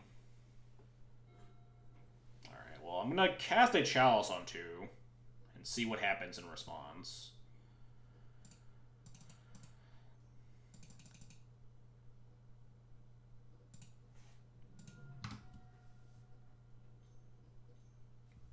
Yep, Quaddle. We can't do anything about that, but we could hit them for 4 first strike damage. If they don't have second Dead of Winter, I think we win. But if they have Snapcaster or second Dead of Winter, we just die. I guess Snapcaster no, because we have this Chalice.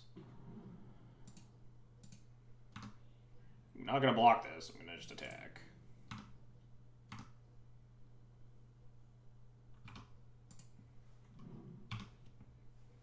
Hopefully don't get second Dead of Wintered.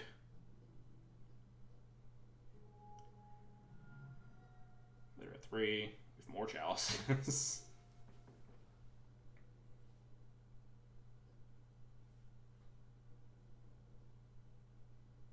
Yeah, I doubt they play that many Dead of Winter. And Chalice on 2 means Snap is turned off. Please cast a Snapcaster Mage. Do they just have it? That's okay. Okay. That's beatable. If we draw any creature, we kill them, even if they attack me with Coatl and get Monarchy.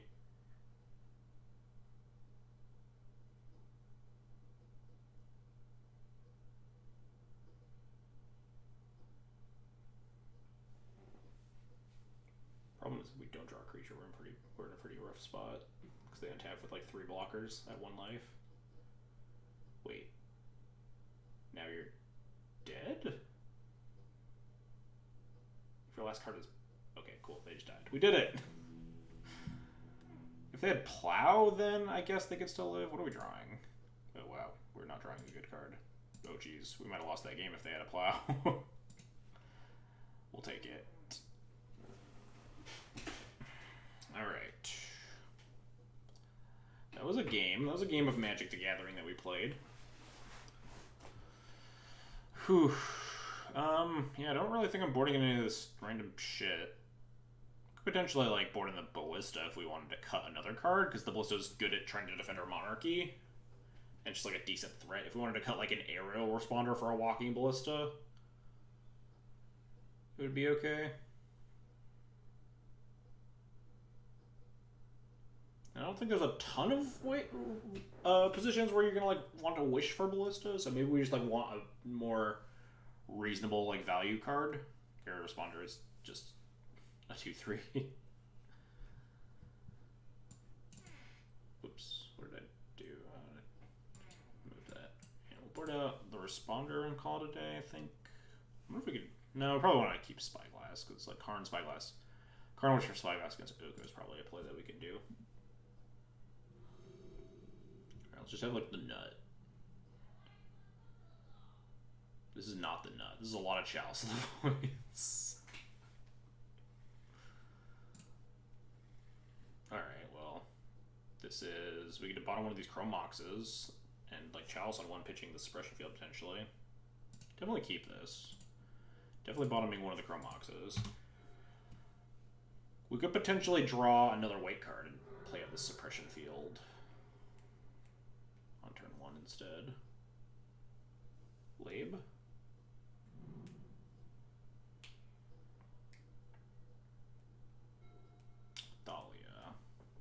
turn 1 Thalia, but I think I'd rather Chalice on turn 1 first.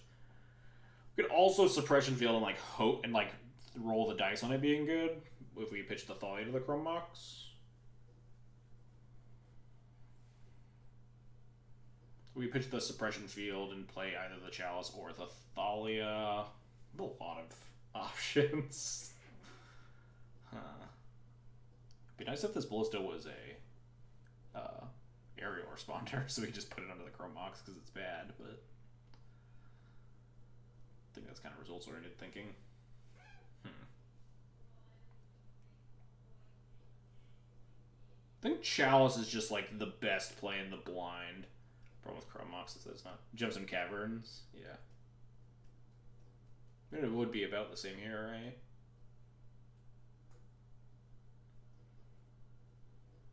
Oh, I didn't know, because you could pitch the land or the Ballista, yeah. I get you. I think that Chalice is the best odds of being good. Just pitch the Suppression Fields, I think, because the longer the game goes, the worse Suppression Field gets, but Suppression Field is still good against an Oko. God. Do you want to turn 2 Suppression Field pitching the Thalia? Suppression Field and Thalia is kind of a combo, though. I genuinely like, don't know what I want to do here. If it's either cast Suppression Field pitching Thalia or cast Chalice pitching Suppression Field. Not sure which one I like more. I think on our Mola 6 we might just have to like hope that the Suppression Field is pretty nutty. Yeah. We kind of just have to gamble on the Suppression Field being busted. They might just like counter whatever we play anyway, so I don't think it matters a huge amount. Do you have an office that's a bedroom? Yeah, this was technically like a bedroom, but it's not a bedroom, it's just our office. They seen field yet? Yeah, we hadn't played game 2.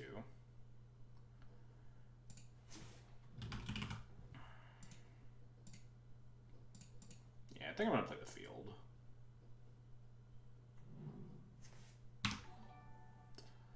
The Kurt Locker, thanks for the follow, I appreciate it. So pitch the Thalia, cast Suppression Field. Because this is very powerful against Oko, which is a pretty big deal.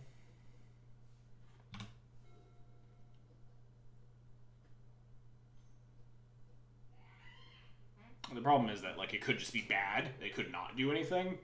That's always the risk. Do I play Chalice on 2? I don't think so. I think I just play Chalice on 1. What 2 drops am I scared of?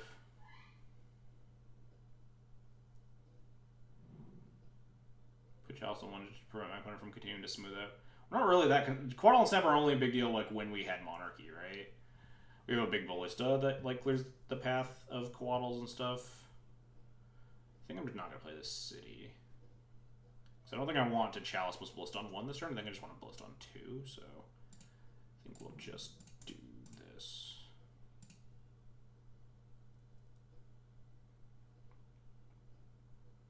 I guess it plays around Spell Pierce if we played out the city here. Ballista's kind of meh with field out. Yeah. I mean, it works. We cast as a 2/2 next turn, and like you can just pay 2 mana to like clear the Ice Fangs and stuff out of the way. Put the Chalice on 3.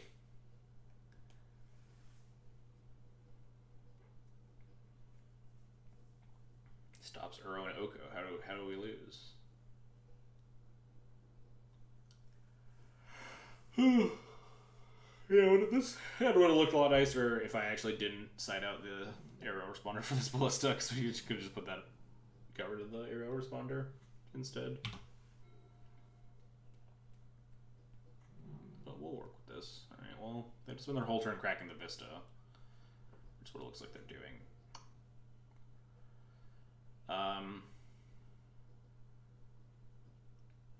5 mana, so if we draw land, we could potentially Jailer and ping with the Ballista. A little bit concerned about slamming Jailer Boy into an Ice Fang Quaddle, right? They can't Quaddle me. They can. Their Island and their Astrolabe. Astrolabe is a mana ability, so they can use it.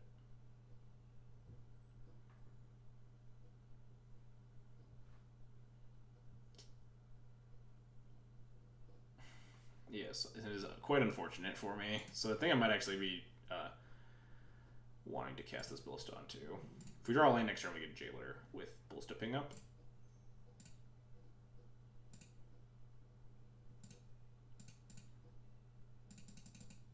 Yeah, ban every card that's burned in the last 12 months for sure. We can F6 because we can't actually activate this Ballista. So if they have some removal spell for it, it's whatever.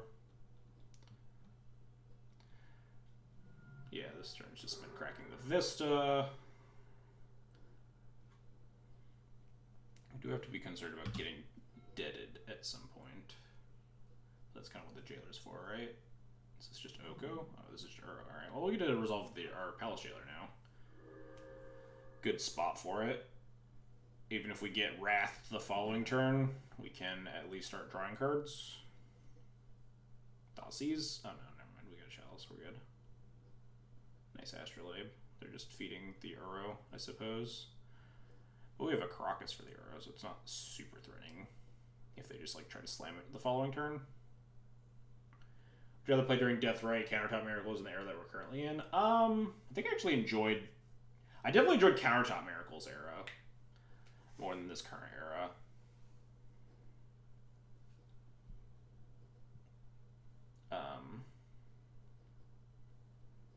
I liked the Countertop Miracles versus Death and Taxes post-Conspiracy 2 matchup. That was a fun one. I'm just going to cast Jailer here. I don't think I want to play my land because all my stuff is pretty mana intensive, including activating Caracas. So I think we're going to do this and attack for 2.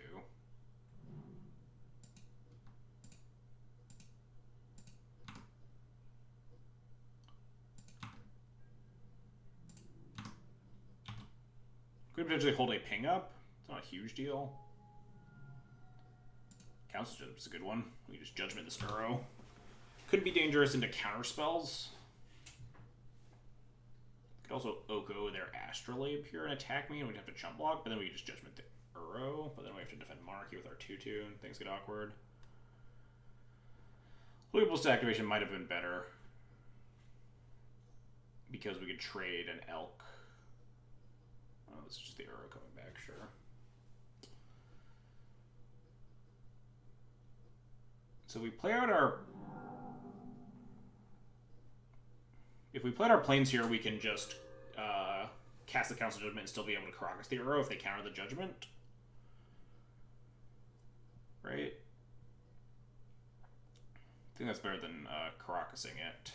So if I play the planes here, I tap Chromox, I float 2, tap Chromox Plains, and use a City Trader mana to Council Judgment this. If they counter my Council Judgment, I have the other floating City Traders mana plus the Cavern to Caracas the Uro afterwards.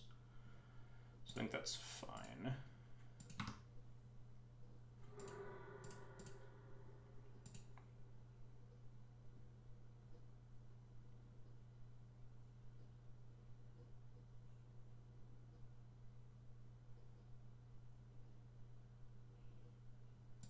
Just resolved. We did it.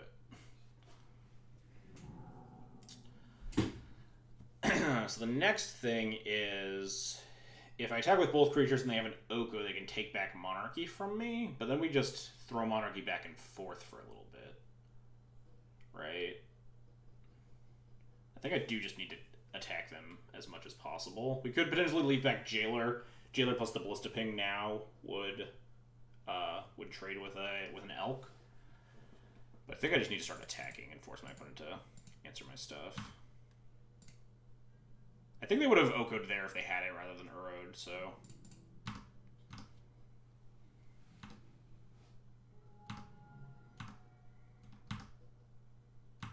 Alright, we're drawing some pretty solid cards.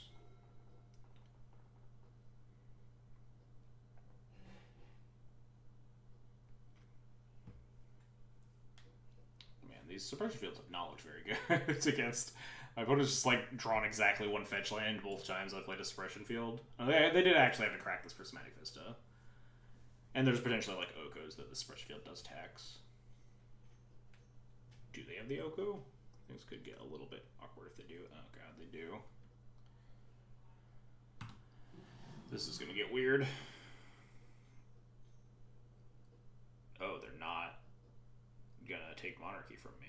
guess I'll ping the Oko down to 3, because they sequenced that pretty badly.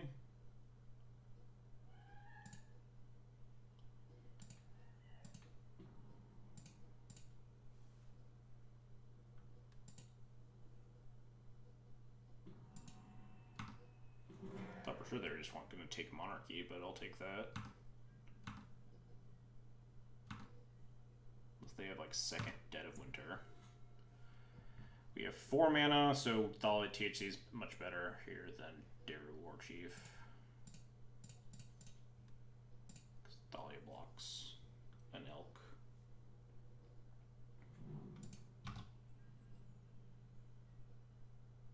If they have more removal, things could get bad again. They remove my Thalia and then attack me with the Astrolabe here. Yeah, like Abrupt Decay.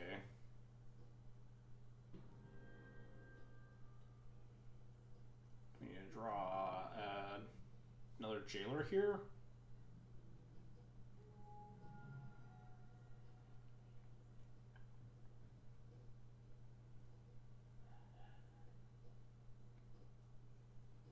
Jailer would be a pretty nuts draw. Preeminent Captain. We have 1, 2, 3, 4, 5, 6 mana. Preeminent Captain plus THC could go somewhere. Suppose we could also technically Daru Warchief plus Preeminent Captain, but I think these two are better anyway. Which would I rather get countered? Probably I'd rather get the Thalia countered, because the Preeminent Captain represents more ways to take Monarchy. 5 cards, yeah, that's so many.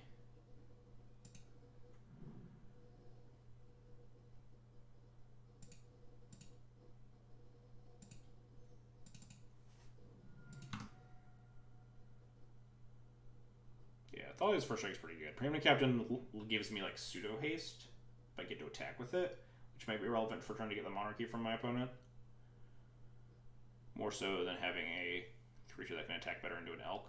Especially because Daru Warchief lets the Preeminent Captain attack into an elk anyway. Quaddle, sure.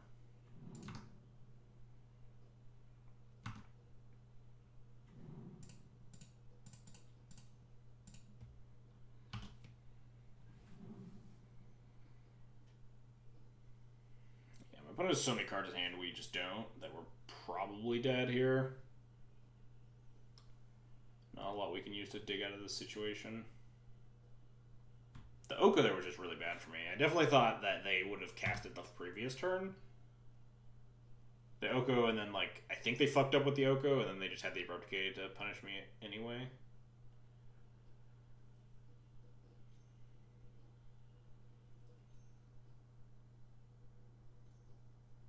Just the second Dead of Winter. Yeah, sure. Alright, well. We got Wrath twice. One-sided Wrath, because Oko plus Astrolabe plus Dead of Winter is just a thing that exists.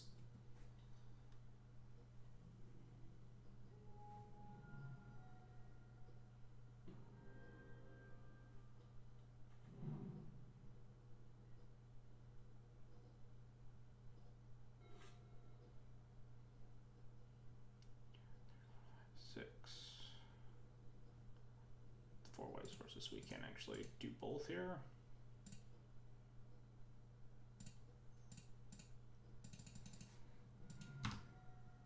And this game's over. My opponent still has 5 cards in hand. But we'll jam our spells. Yeah, Life EV playing any match is probably the true play here. Alright, sure. You can have this one, opponent. What a bully. Opponent cast a lot more cards printed in the past 12 months than I did. Which is probably why we ended up losing.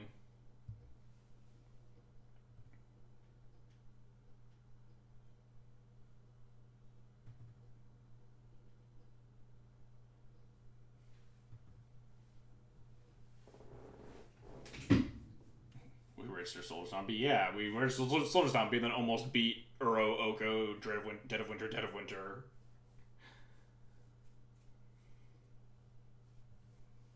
Legacy was a rotational format. Yeah, all formats became rotational after all the shit that happened in 2019.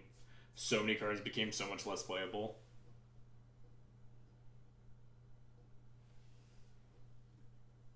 Our special field is pretty horrendous there, but like, that deck's mana base like half fetch lands, right? And they drew exactly one fetch land post suppression field. What's that deck's mana base? Just look up Honorog. Does he have an actual deck list posted or just like screen caps? Here we go. This is probably something close to what he was playing. 10 fetch lands. 1, 2, 3, 4, 5, 6, 7, 8, 9, 10. Yeah, 20 lands, 10 fetch lands, 10 non-fetch lands. And my opponent cracked 1 fetch that game, post suppression field.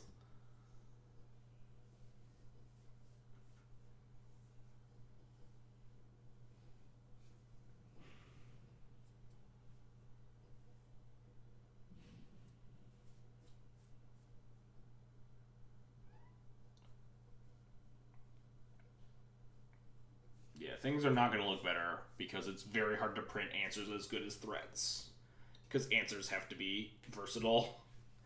And printing like busted answer, like printing answers that are as powerful and versatile enough to answer the incredibly busted threats that we've seen over the year, the answers would just be have to be super obnoxious as well.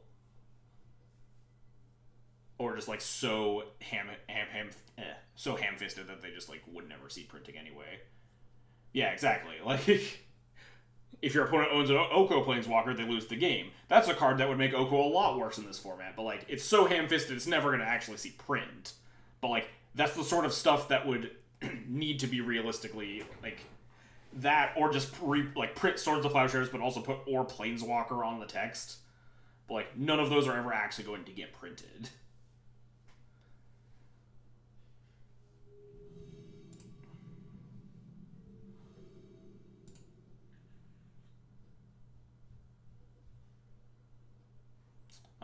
We are on the play. We have turn 2 Thalia or Field. Not a lot else.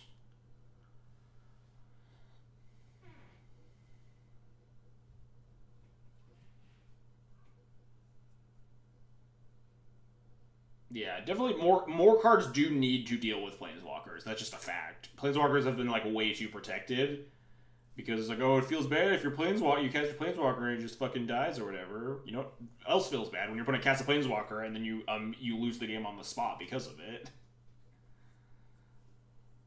Wizards hasn't... I mean, I assume Wizards has at least partially noted this after, like, this whole past year of nonsense. But obviously we need to, like, wait a little bit to see the rollout of cards that are a reaction to what happened in previous years. Same feels okay.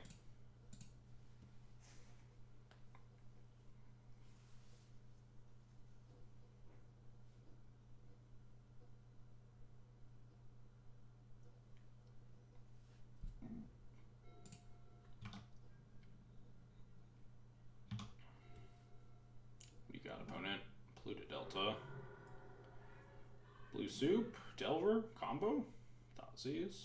Well, I'm going to cast whatever 2-drop they don't take, which is probably casting the suppression field unless they're just all fetch lands and no counter.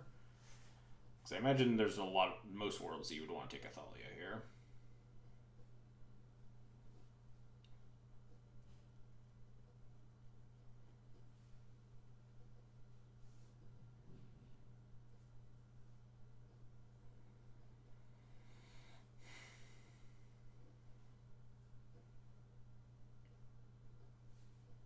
Yeah, exactly. You'd have to print City in a bottle for like cards in 2019.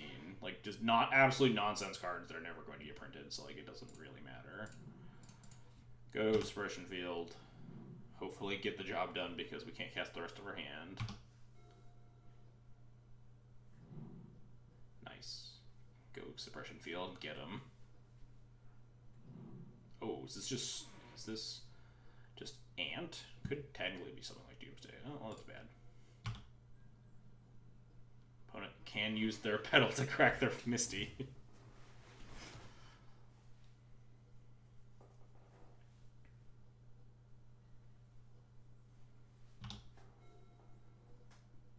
Yeah.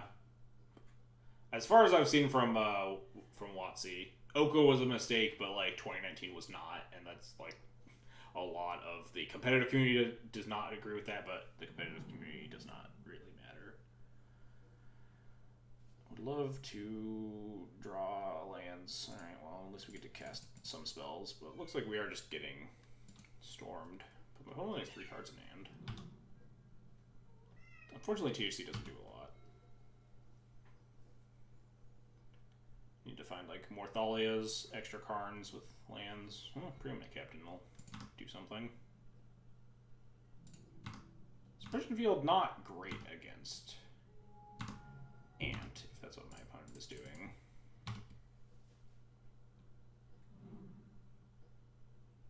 Which is definitely what it looks like. Yeah, they're cracking the Misty. Whatever the head gate comes in tapped, it doesn't matter because it's on their end step here. Just shove for like 7 next turn. And hopefully hit like a Thalia with Enlistment Officer or something. Assuming we don't die. Yeah, it does not look like that assumption is very good.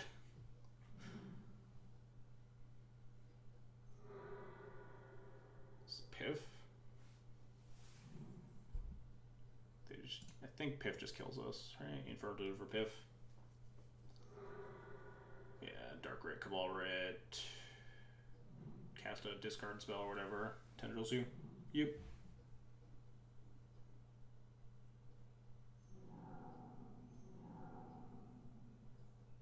Yeah, actual Ant in 2020. I think our deck is pretty busted against Ant, luckily.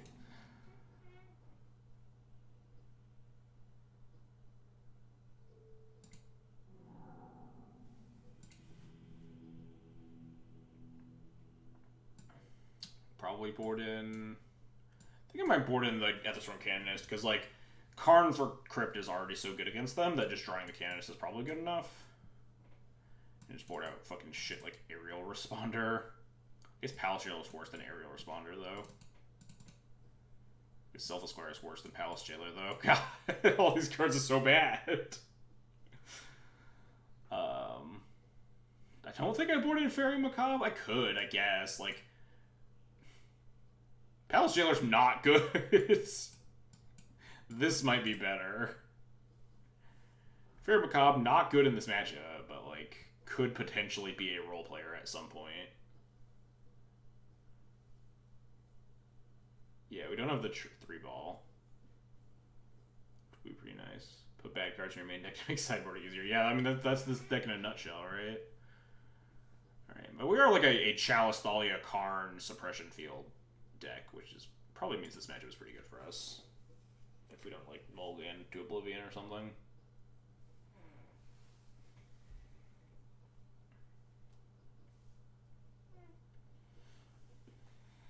I hate that my chair started squeaking, because I shift a lot when I'm sitting. I don't know if it's picking up on the mic, but I've noticed it this past, like, week or so. This chair's been squeaking. I can't make it squeak.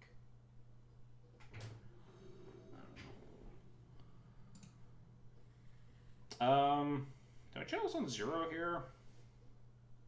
Probably not. There we go. I can make it squeak. The worst. This is definitely a keep. I don't think a chalice on 0 because, like, dying on turn 1 is probably not likely. They thought seize me. We get to either Canonist or chalice on 1 depending on what they don't take. If we chalice on 0 and they thought seize, take my Canonist. This chalice on 0 isn't going to necessarily get me over the finish line. They could just turn 1 me, but that's the life we choose to live sometimes. More likely that they're going to cast a cantrip or thought seize me. Yep. Imagine they'll take the chalice. Unless they have no answers for Ethersworn. Alright, well, we'll play our chalice. They could potentially have an answer for chalice that isn't an answer for Ethersworn, notably.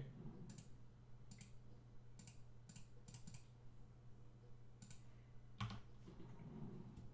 would be really nice if this handed a soul land to, like, just soul land chalice on one into Ethersworn, but they're just gonna, like, go around the chalice with Infernal or Cabals. Yeah. Thalia. I think I just have to put this chalice on 0, right? Because waiting to put the chalice on 2 seems risky, even though it's obviously better. I don't think we necessarily get there.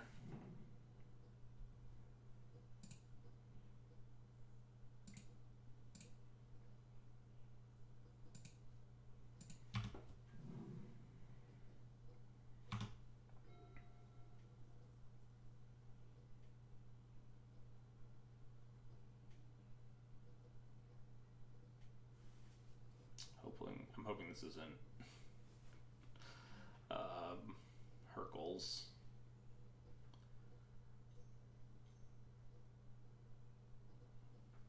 They have a lot of Cabal rituals. This could be bad if we don't find like a rip. Fairy Macabre could actually be a sick blowout.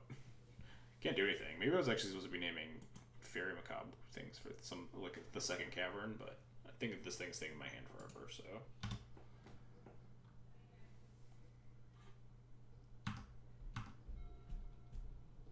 Do have to be aware that Cabal Writ's an instant. If they try to, like, get to Threshold at some point. Moving to discard. Discarding Decay. Oh, God.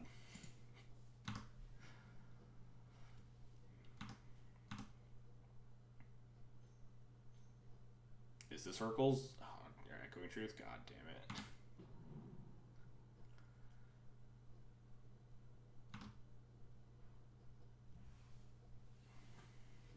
Yeah, we're just super dead. That sucks. Hit it like an extremely good matchup and died to terrible, terrible mana.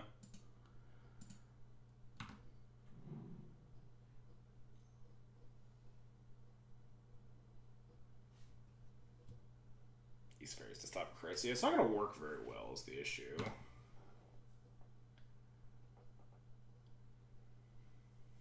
Yeah, I think this is going to be... So now I have to... The best time to Fairy Macabre is right now, right? Oh no, because they're going to 8 cards. This pedal's 9. Yeah. Well, the best plan is hopefully they like go for Piff here.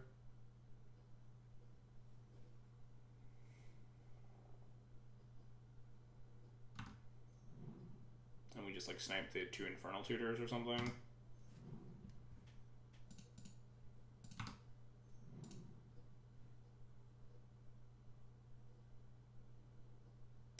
Have the ad nauseum in hand, sure. Yeah, we're dead. Time for them to hit the world's worst ad nauseum, and like we still can't win because we have no way to kill them on the crackback. Yeah, we die. We super dead.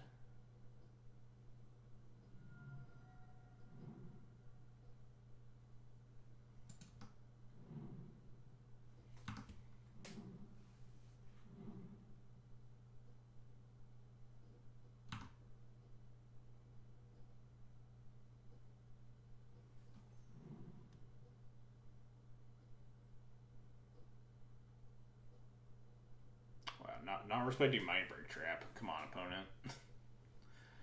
Could they beat a Mindbreak Trap right now? I guess they could just empty for a bajillion still. Which is probably fine. Alright, yeah, we're dead.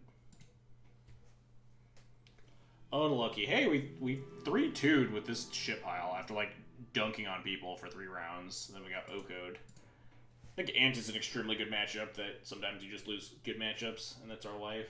But... this deck didn't suck. I mean, that's just kind of the nature of Chalice decks in general, though. We just kind of, like, meme on people, lock people out with, like, Suppression Fields and Chalices and nonsense, and, like, that's what you do. But I do think there is, like, if you could find a white shell that doesn't suck for Suppression Field, I think it's, like, looks a lot better than Bloodman right now. The issue is that it does have tension with Karn, and Karn is one of the best cards to be playing in your H-Tomb decks. So, I don't know. I played Chalice with some other cards. Yeah, exactly. But it was fun. Good meme. Good April Fool's Day meme. Also, the sideboard is like just a fucking mess. This deck list is certainly very, very suboptimal.